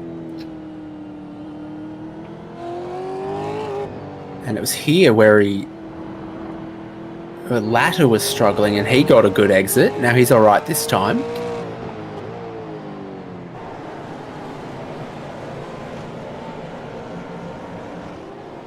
We've got Chris Miller and Andrew Rushworth who've both made their second stops and have pretty grippy tyres on just behind them, but a lap down. Stone Street peels off from the front end of the pack. So does Wayne Walker and Paul Young and Troy Stone Street. So again, Walker versus Jordan Ross is incredibly critical. A hive of action down in that pit lane as well. Have a look at the number of cars that are coming and going out of that lane. I believe that was Chad Lewis who just drove out. John Latham's now in. I believe he's chosen to overcut Dan Hall. So for his sake, you hope that he pops back out ahead of Hall. Because he'll be annoyed if he doesn't.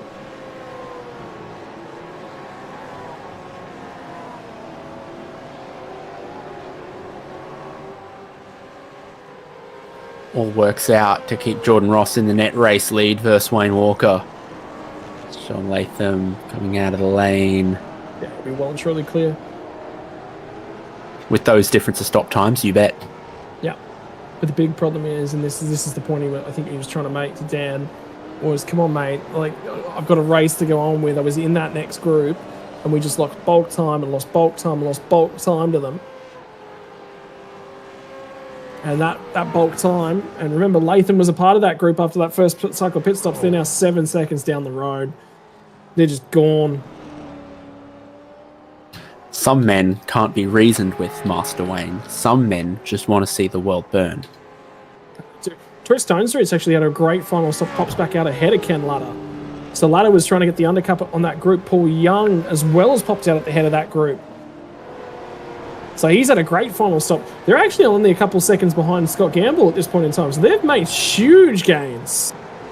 Huge gains. Gamble's lost time on the pit lane entry again. So I reckon he's having an issue with pulling the car up too early or leaving it on the limiter too long, or it's on the jacks too long or something like that. Like, it's just every pit stop, it looks like his transition's slower because every single time we've looked at that, he's lost time. Yeah, I looked at his in-lap, complete lap time around the last stop and didn't see any standout. So whether his pace just drops on the tyres in the last couple of laps of the stint, or we're gonna watch the whole sequence though. Give us the speedometer. There it is.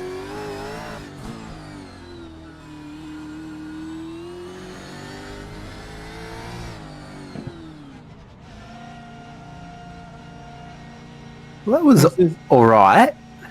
There's no time lost there. If anything, there's a couple tenths, you know? Unless Lob was fuel saving massively, which, I mean, he was doing in the first stint. I will admit, there was some fuel saving going on at that point in time. But he's just lost that much time to Darren Lob. Like, that's a ridiculous amount of time.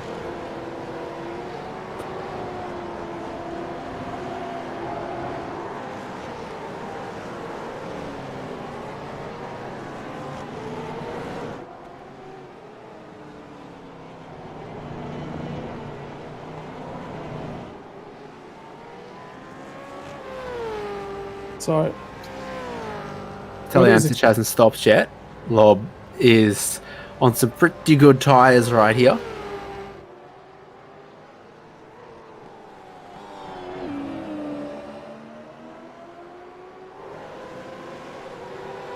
Meantime, Tally will sit ahead. I wonder how long that he'll carry on. It's only going to be a couple laps later and he'll be in.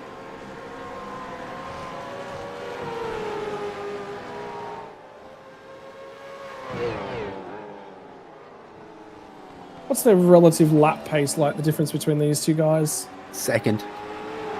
Yeah. Sorry, 0.997 of a second. Yeah. That was just a little bit of miscommunication between the drivers. Tally was intending to get out of the way. It's just which side did he want? Did he want the inside? Did he want the outside? And then he recognised, he's just about alongside, so give him the outside. Yeah, if you're going to get off the racing line to let someone go, you've got to do it very early. Otherwise, you risk a miscommunication because you're not being predictable. Like, it can be the good thing to do and the right thing to do. You just need to do it early.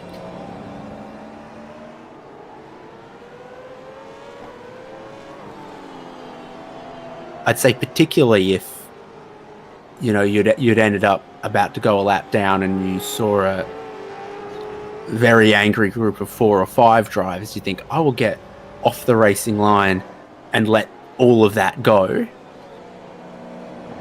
And again, if that's what you're going to do, you just need to do it early, not rather than when they're one car length off the back of you. Yep.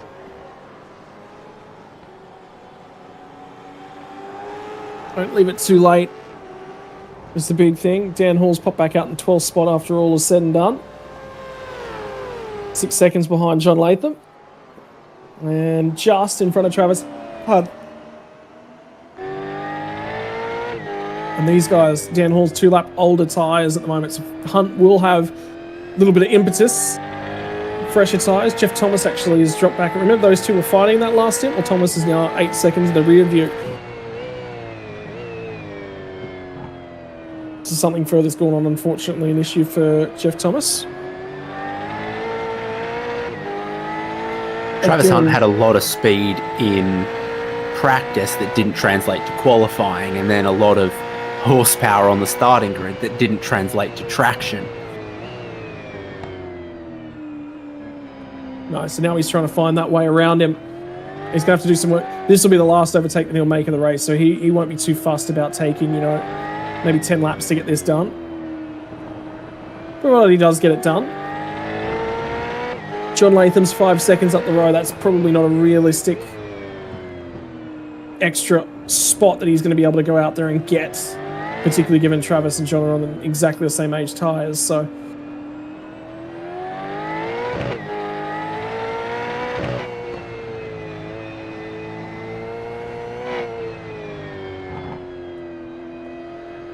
this point in time, you can just see them. They're just heavy everywhere, and again, it's get offline and there's no grip to speak of.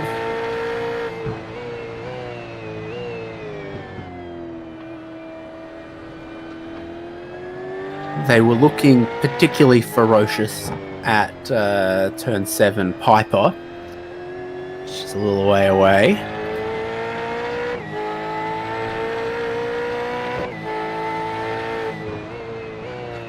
Then very wide in turn 8 as well. So in the middle sector, I was seeing a lot.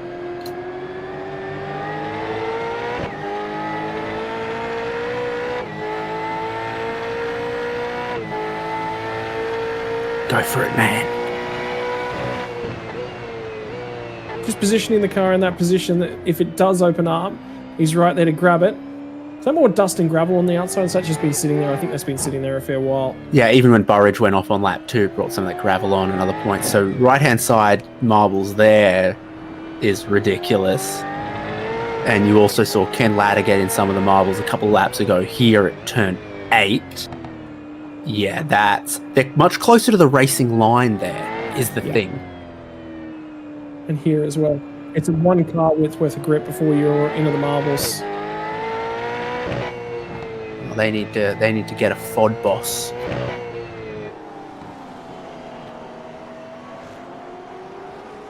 That's, I think, one of the biggest things at the moment. And the big thing is, it's only in the series is whereby... Oh! David Nash in the background's going to clout the inside wall. Got away with it? Reasonably. He's going to lose the spot to Jeff Thomas, though. Ray Smith's the next as well if Nash has got dirty tyres or has done much damage to himself. Car looks like it's driving straight. I just checked out his wheel work. Looks okay. Yeah, and of course Nash has made his second stop. Everyone has except Mike Taliancic for reasons that are a little confusing, maybe. I guess that if you start that deep in the pack and you're Mike Taliancic, who typically would have top 10 or even top 5 pace, at least in the first stint, trying to run it really long makes sense. I think I was actually just looking at it. He did no laps in practice. He did no laps in qualifying. So I think he's running it long here just to give himself that opportunity. I mean, you might have a crack at fastest lap, you know, with a light fuel tank on. Somebody's come to pit lane. Stacey Boyd's going to pit lane. I wonder. No black flag for Boyd. So there's a drama there that's brought Stacey to pit lane.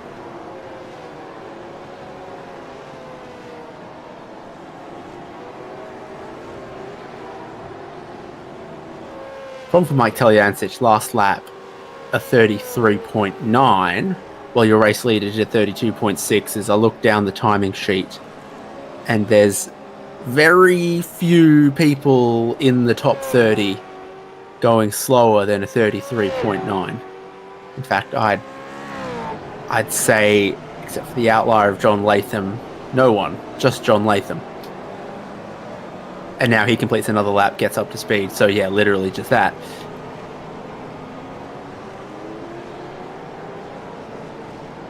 So I mean, he's looking out, but again, he came from the rear end of the field. So this is all to have a dash at the back end for for Michael Taliancic on fresher rubber. And at the moment, he's in clear air. So why not press on? He's not holding up anyone. He's not being held up.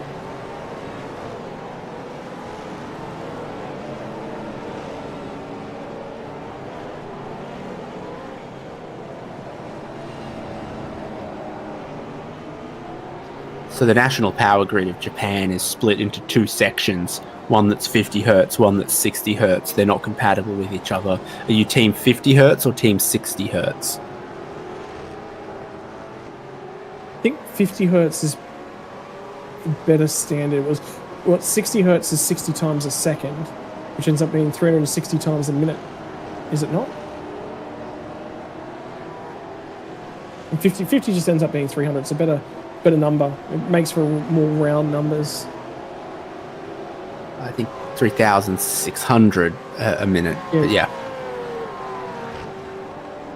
60 by 60, not 60 by 6, but yeah. Yeah, you're correct. You're right. Yep. I was sitting there and going, the numbers seem low, but okay. Yeah, we're 50 hertz in Australia, so yeah.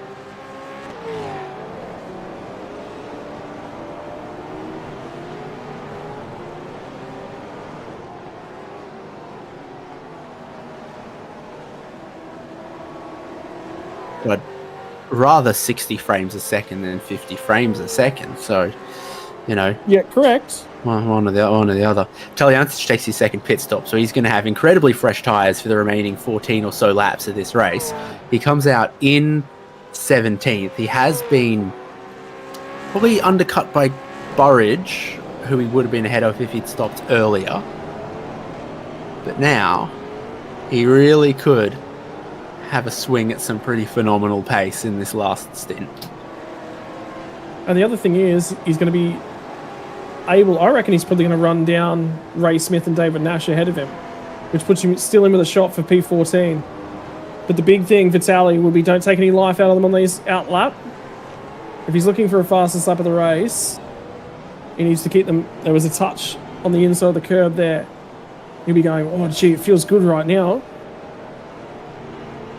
But these good sticky tyres are only going to last so long. Let's take a ride on board with Michael Talyancic as he goes for his attempt at fastest lap of the race.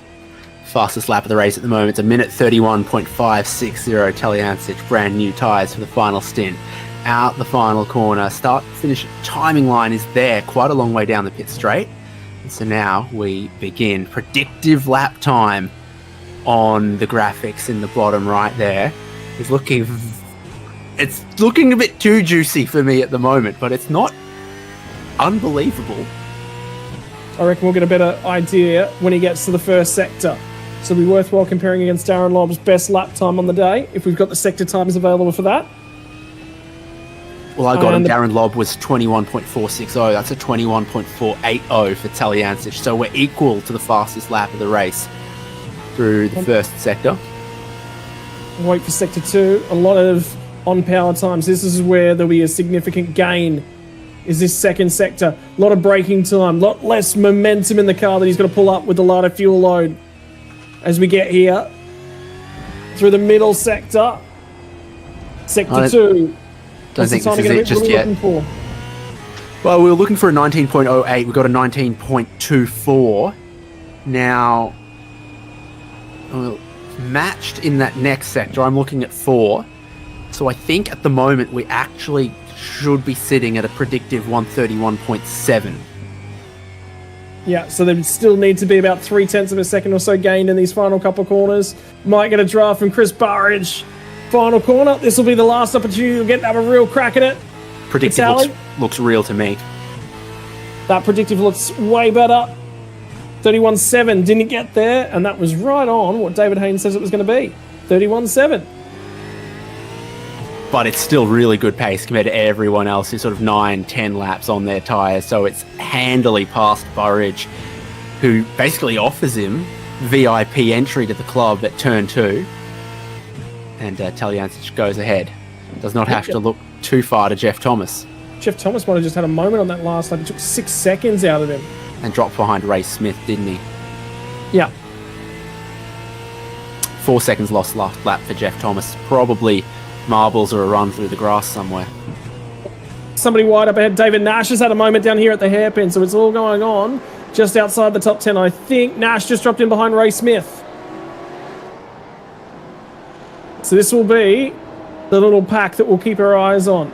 And last time by, took 2 seconds out of David Nash, 2.2 out of Ray Smith. So he'll be on them, not on this lap, but on the end of the next one. And what went on for David Nash at the back end of the straight? In too hot, pinches the fronts, and then he's in all that junk that's just sitting there waiting for somebody to clean it up on the outside. Yeah, I mean, what you're going to do with all that junk? He has a right front lockup, pushes him wide. He ends up in all of it.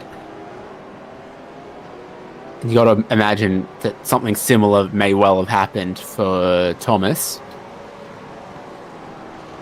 Talyancic is going to be on him this lap.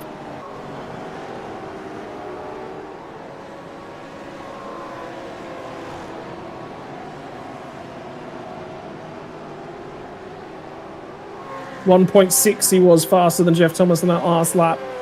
Only 1.1 faster than Ray Smith, so he is taking chunks of time out of them. But that Goldilocks zone on that tyre is now gone.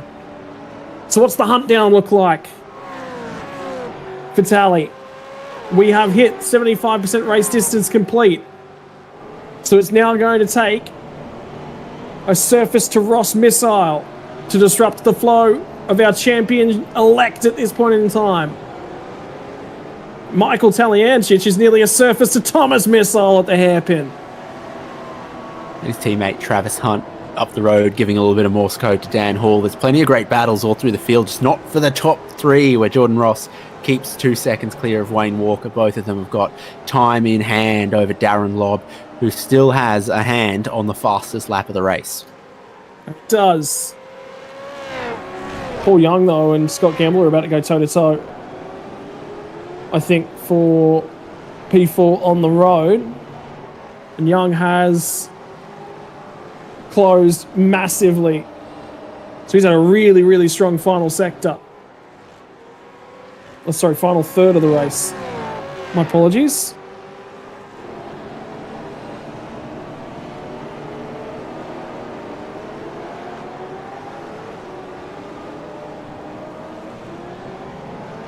But Tally is about tapping out a Morse code on the rear bumper of Jeff Thomas at this point in time. They've just gone through turn 2. The runaway to Atwood Curve at turn 4. That battle pack's not going to eventuate anything right now. Can Tally get the power down nicely out of Atwood? Thomas was crawling all over the road in the braking zone. A little bit of marbles on the inside. Wiggle. It's just cannot get the full throttle very, very early. Does Tally poke the nose out? He does. He'll have a go at him in the braking zone for sure, and I reckon Jeff Thomas is not even going to defend this one. Right, he got there, no problem. I just had to make him get there. What's the pace look like from Tally? Once he gets clear, though, can he get to the back end of Nash? Plenty of laps to do it, 10 more still. And with a serious, serious tyre offset, as well as the pace that we know Taliancic can be capable of. Yeah, but David Nash is a difficult customer to overtake. He loves to get the elbows out in defense.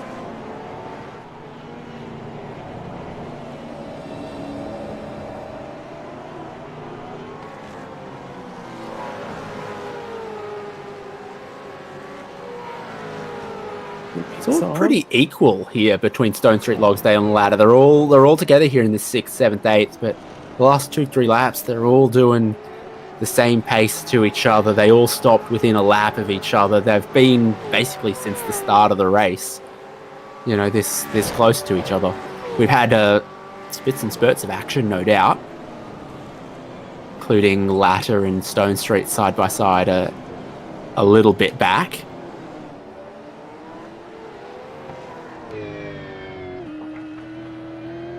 Logsdale, and I wonder if we stick with him, if we're going to see any of what Scott Rankin has described as sports science tactical vaping. Well, I think you described it as a clever psychological tactic. So I was just... Well, it's a reset. It's a mental reset. It's a mental break. It's just, yeah, how you go about building your psyche and the way that you set up. Oh, how many bars is that? Is that fully charged? Could you imagine if that goes flat halfway through the race? What that would do to... You'd rather your headset go flat. Yeah. Someone was wide in 2. Were they just getting out of the way? Oh, Paul Young's got through on Scott Gamble. Right, was that it? Maybe. If Gamble was out wide into the marbles, well, it would just be about over.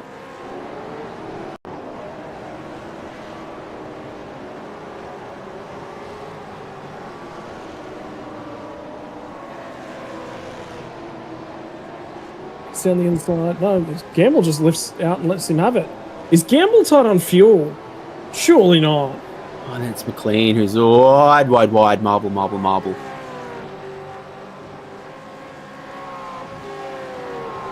Great job by McLean jumping out of the way. Update on Taliancic as well. He's now caught David Nash.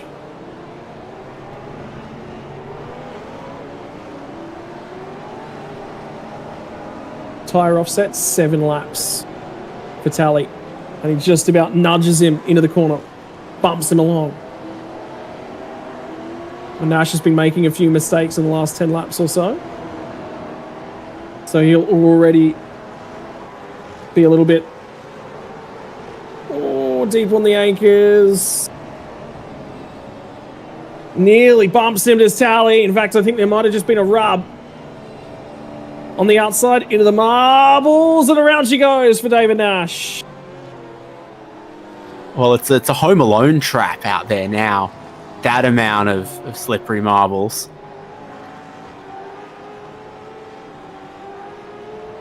Yeah, now the favour's returned. That's ferocious, the amount of marbles out there.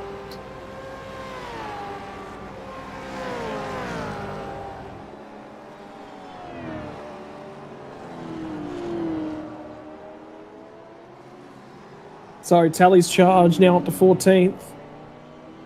Still in range is Ray Smith ahead, then it's 10 seconds to the next car.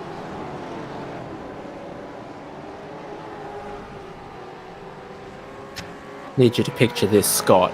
It's 3 minutes to go in the big game, the last Saturday in September at the MCG. Just 4 points in it. Jeremy Cameron's lining up for goal. His trainer runs out to him. Don't forget your set shot routine, Jeremy, and hands him an orange-flavoured vape.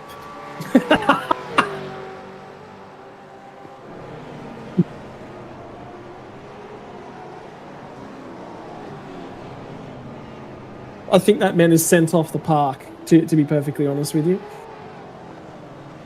I think that man is told to get away from him. Don't hand him anything right before a kick, and then it gets investigated because was there a sticky substance to help him grip the ball just prior to that kick? Was there maybe a smoothing substance applied to the ball to help it travel through the air quicker? Did he squeeze the pointy ends in too much to round it off? Yep. Thoughts? Yeah. Those are the questions that immediately get asked after one of those moments in sporting history. Matty Mascord and Christian Smart. Mascord on defense, his shot on the bottom left. A little bit of a check of the mirrors down the straight. Christian Smart. He doesn't look stressed, actually. Looks quite calm and in control.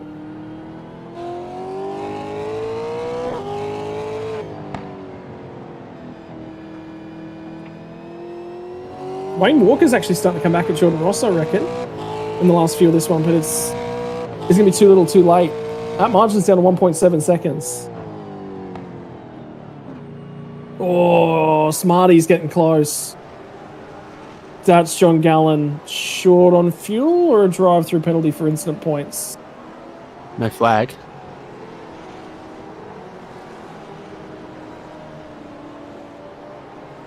A couple of incidents, unfortunately, for John Gallen.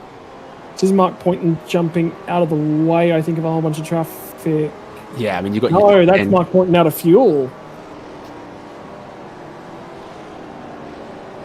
No, but Poynton was the driver who started already 2 minutes down. He's just seen the top 10 and let them all go.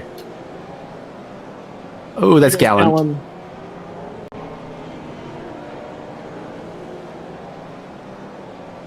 That's Marbles striking again.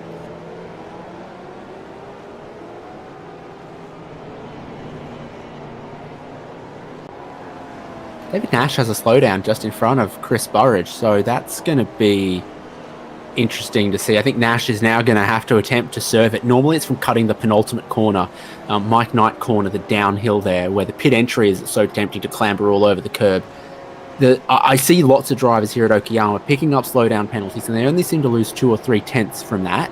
But when you're in that kind of a battle for Burridge, it's 2 tenths that David Nash just couldn't afford right now. Yep. Crawling all over the rear end of him. So that one will solve itself. And Nash, since the few mistakes he's had in this final stint's been on the downward trend, unfortunately. 3 mistakes, I think, in that total. was just getting good. Burridge was so sideways coming out of 4. Has gotten through. Greg Sharp and Dean Flavel.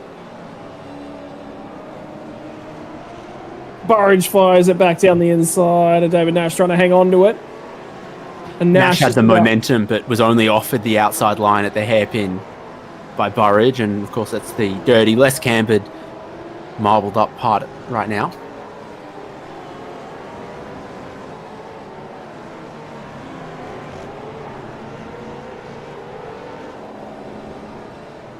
You ever been on track after the Australian Grand Prix and picked up a Pirelli marble?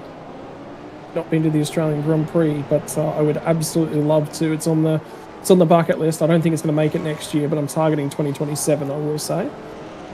Marbles is a fair term. The Pirelli slick discard is huge. They're not little marbles, they're big marbles.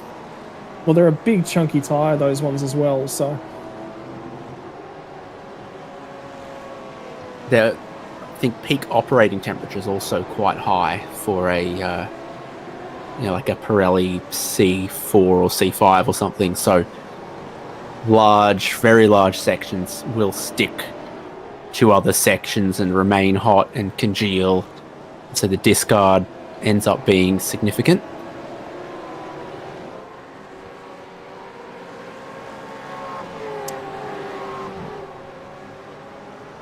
Guess which one of these men lives in North Queensland? Well, it's been hot, actually, in southern Queensland and far northern New South Wales the last couple of days. The last few days of winter have absolutely felt like the back end of spring this week, but we're due to get another cold spell this weekend to finish us off for the back end of winter, which is good because I'd like a milder weekend, finish off the hockey season. We had last weekend of field hockey this weekend, and then into grand semis next weekend.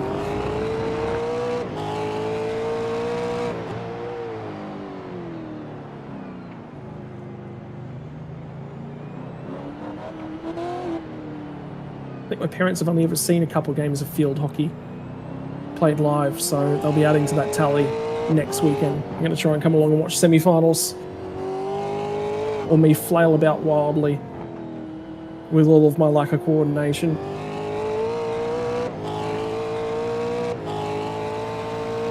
But for the meantime, 4 more laps left to run for Jordan Ross. In fact, there's less than that at the moment because he's about to come through the final corner and make it 3 to go. And Wayne Walker's obviously had some sort of drama in the last couple laps. Have a look at the calorie burn tonight for Dean Flavell. Yeah, I sometimes wonder when he switches this on. Is it when he first sits down in the rig? He might have done a lot of laps in practice.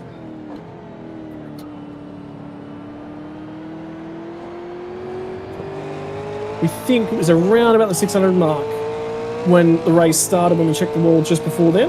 So about 1,200 in the race, 600 in practice in qualifying. I can tell you, Michael Taliancic has caught Ray Smith.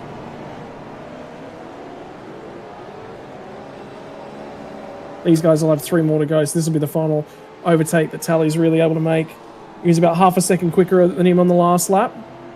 And now it's just about trying to set him up, line him up, and be close enough.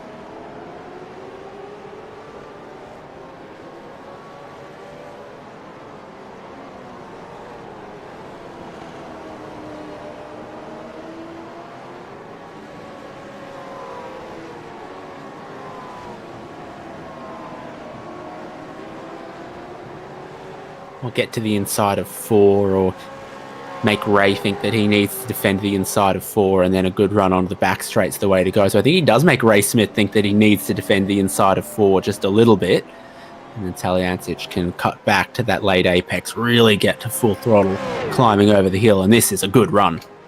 Yeah, that it is. So much so that he's alongside before they get halfway down the back straight away. He's going to just about draw level when they get to the braking zone, and Ray, you're on the outside, my friend. There is only a less grippy surface and marbles for your tyres in your near future, and Ray sees the writing on the crystal ball and elects to forego that one. So Tally Clem is back to 13th.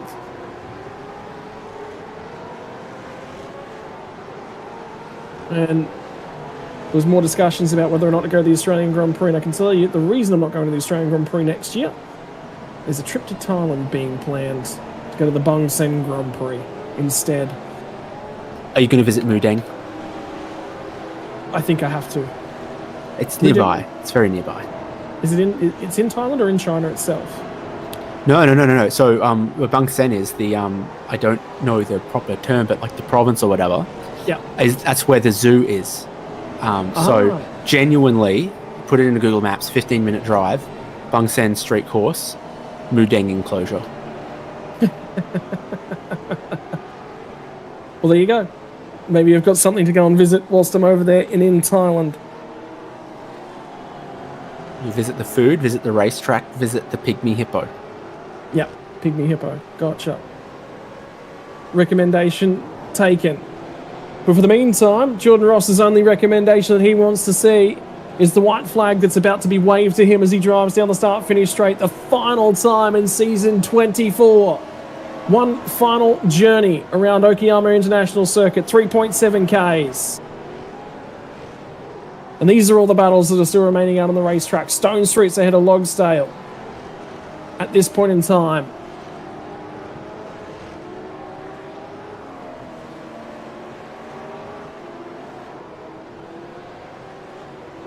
Darren Lobb has driven well to get his way up to third. And remember, for him, started out of 10th spots. That's 7 positions gained. And a hefty window out the back to Paul Young as well. So he's done a great job here tonight. Walker's kept Jordan Ross honest. And after the last few seasons for Jordan Ross, I think that's all anyone wanted. Was he was pressed, and he was pressed to a very good point from Wayne Walker. It's the closest anyone's been to Jordan Ross in a very, very long time, and that bodes well for season 25 as well. But a trip to Japan comes with a trip for another celebration for Jordan Ross.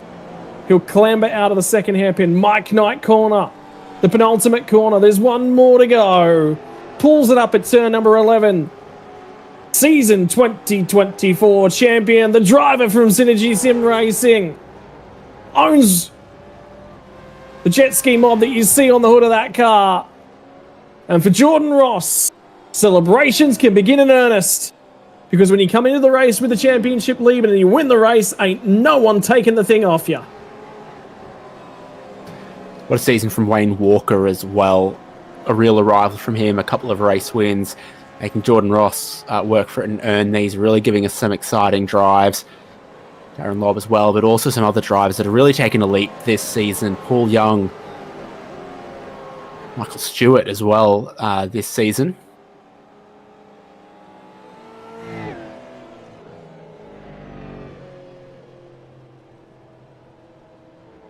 Scott Campbell's done for the day. He's had enough. So he's jumped out. Now the boys get to get into the chaos. Travis Hunt drifting it down the front straight away. Dan Hall's had a night at the office. Been clouded, clipped around the ears, and been a sharp one for him. For these boys, though, for Luke Allman's just ahead of the crew. In behind of him. 22nd, 23rd, and 24th. Flavel's been pipped by Greg Sharp in the middle of this one. Don't think he's going to quite get back to him. So for Ullman, great job.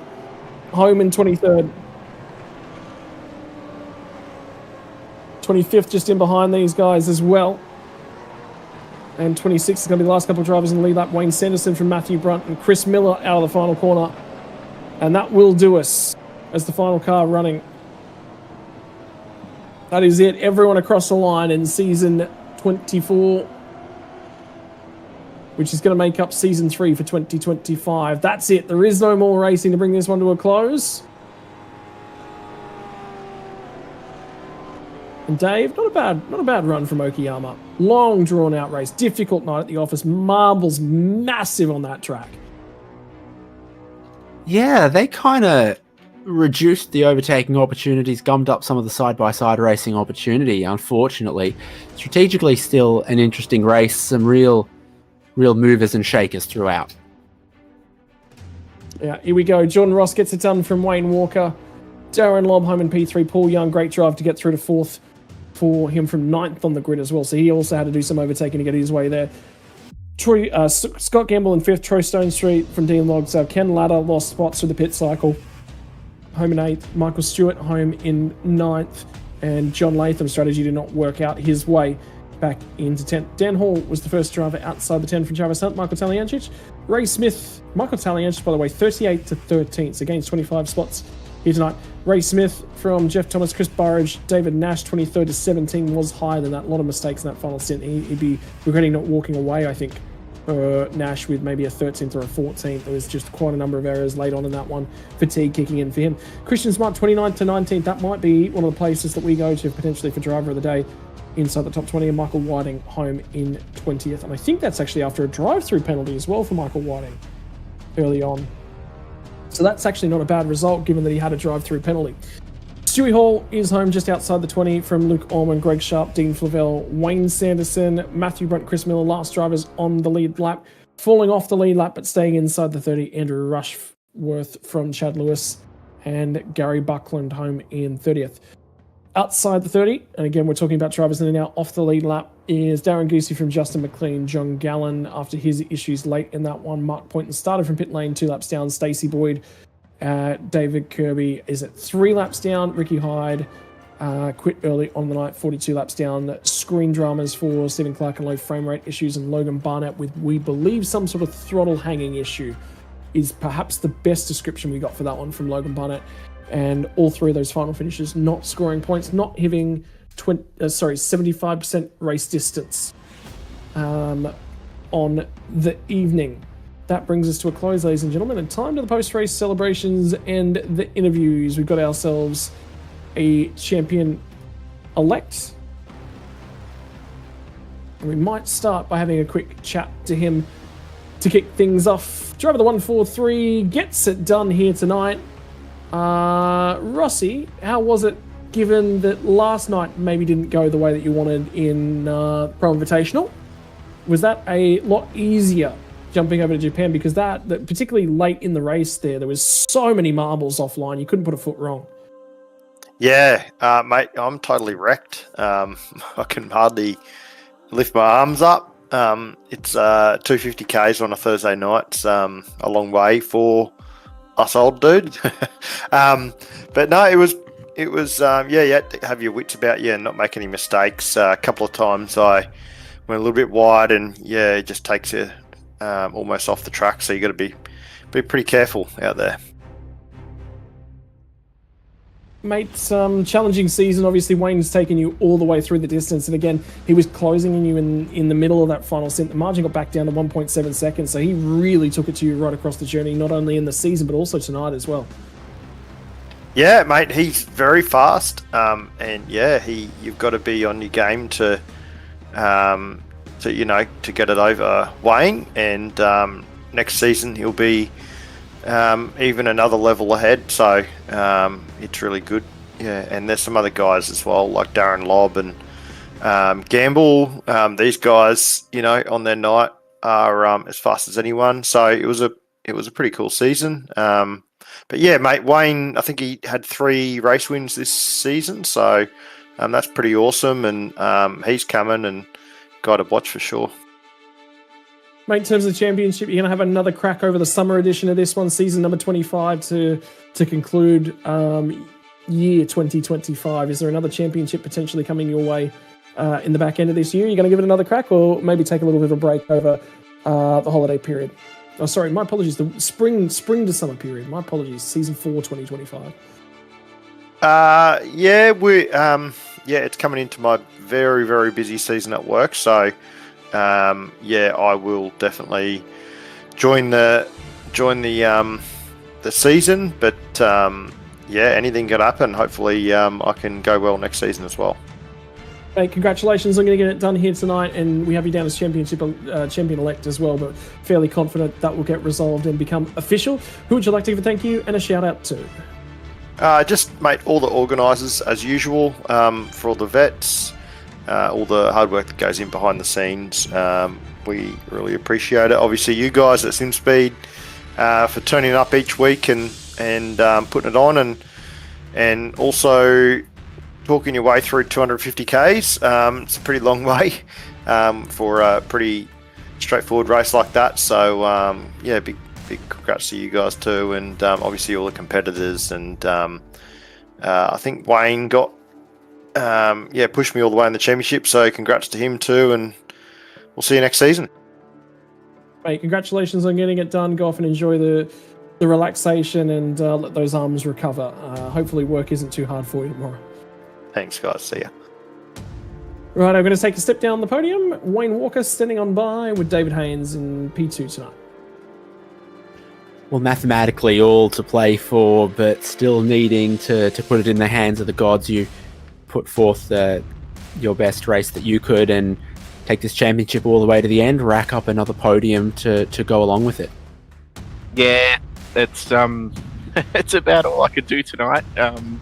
Jordan just had that extra, tenth or two a lap on me, and yeah, I knew, to win the championship it was pretty unlikely unless he crashed or had a technical issue, but that doesn't happen very often with Jordan. So yeah, no, congrats to him on the win and the championship as well.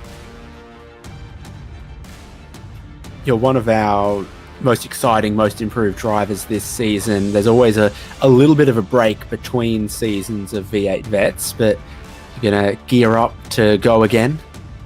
Yeah, definitely. I'll try and stay a bit closer to Jordan next season and try and push him the whole way again. And strategically today, what were you thinking of doing? You got a one-lap undercut at the first stop on Jordan Ross, and then I think he got you the next, and you guys were never too far apart from each other. But any time you really tried to push him, he kind of had an answer by the looks of things. Yeah, that's exactly right. My plan was just to split the race up into sort of three thirds, and every time I sort of took a tenth or two out, then he'd come back and take 2 tenths back on me, and I just didn't have the pace for him tonight. But yeah, that's the way it goes sometimes. And how'd you find Okayama in this car? There's not a lot of sort of long or medium speed, high speed corners. It can be a little sort of stop-start technical traction out of the slow corners at times. Yeah, I like the track, but it's very tight, and like 68 laps around here is a workout. It's by the end you're pretty exhausted. I think the average Japanese citizen doesn't drive 250 kilometers in a year, let alone a night, and for most of it, just watching the stopwatch, I'd imagine. What's your feeling then after this whole season? Oh, for me, it's been an awesome season. I got my first win and then had another 2, so I'm sort of looking forward to going into next season, and seeing what I can do, see if I can sort of improve any further. Well, it's been awesome. And who's helped you and supported you across this season? Like our team, Accelerate Sim Racing, and all the guys there. Just talking about things and brake bias and all that sort of stuff. They've been a huge help. Well, an absolute pleasure. We look forward to seeing you in the next season of V8 Vets, and no pressure, but it'll have to be at least 3 wins again. I hope so. That'd be a good backup for the next season. Well, pencil that in your calendar, and what will be, and we wish you the best. Okay, thank you. Well, congratulations to Wayne Walker. We'll take a step down to the final member on the podium, the man that is always up against it to try and make us here hang out and have a chat, and is the South African expat that's a Kiwi that apparently does everything he can be to not be an Aussie, Darren Lobb. So I've just found all the reasons not to like you, I think. Yeah, I just made sure I wasn't going to be in the comms booth last week after the Springboks got humiliated by the Aussies in the rugby. At least now we can talk about the rugby. We probably can't talk about cricket, but rugby we can. No, you can. You don't want to talk about the T20 series, but you do want to really, really talk about the ODIs, but not that last one. Yeah, I know. Cricket's not a real sport, man. Okay, it was great talking to Darren Lobb. We'll see him again when he's allowed back in here in 3 months' time. Yeah, never, basically. It's nice to catch up with you boys again. It's been a while, right?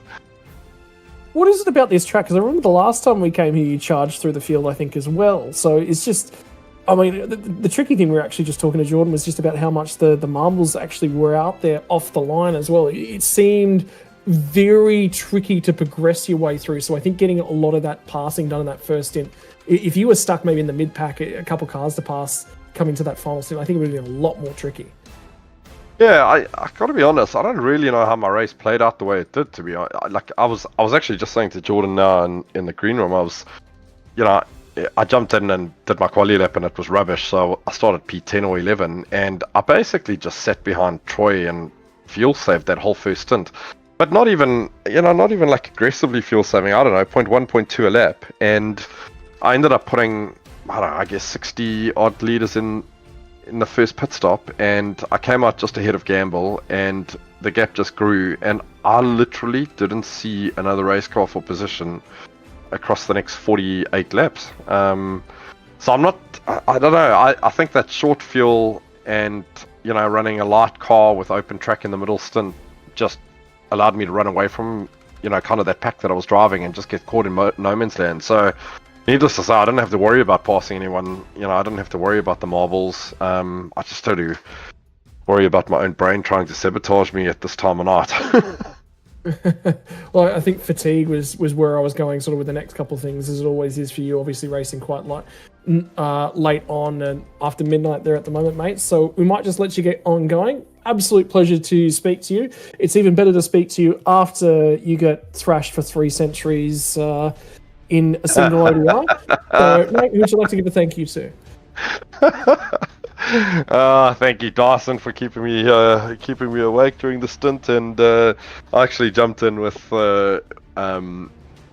Nash and Ricky and Troy Stone Street during the race. So thanks to them for putting up with my ramblings about how my wrists are sore and my knees sore and my ankles are sore and that old age talk, man. And anyway, nice to see you guys again. Hopefully I see you a little bit more next season, and I'll teach you a little bit more about rugby next time. One of the big things I'd say is, well, if you're going to complain about the knees, the backs, my aching joints, you're probably in the right league for it, mate. So congratulations on P3 and enjoy. Touche. Thanks, Scotty. Have a good one, man. Well, that's going to bring us to a close on season number 24 in 2025 for the RaceKraft V8 Veterans.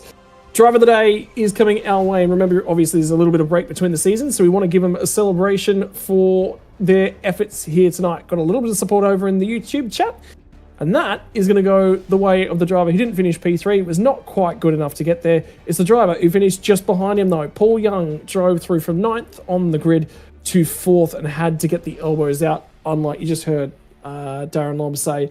You had to get the elbows out. You got a little bit lucky in terms of strategy and then didn't really have to overtake anyone. Well, Paul Young did it the hard way, and that's why he's earned our driver of the day.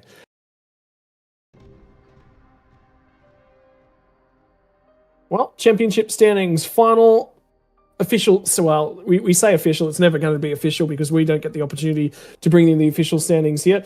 But it is going to be Jordan Rossi gets it done from Wayne Walker. Scott Gamble does bring it home. Michael Stewart, congratulations to him, P4 in the championship. Young doesn't quite get to P4 in the championship. Stone Street from Darren Lobb, Dean Loxdale, Ken Ladder, and Mark Point. Now your top 10.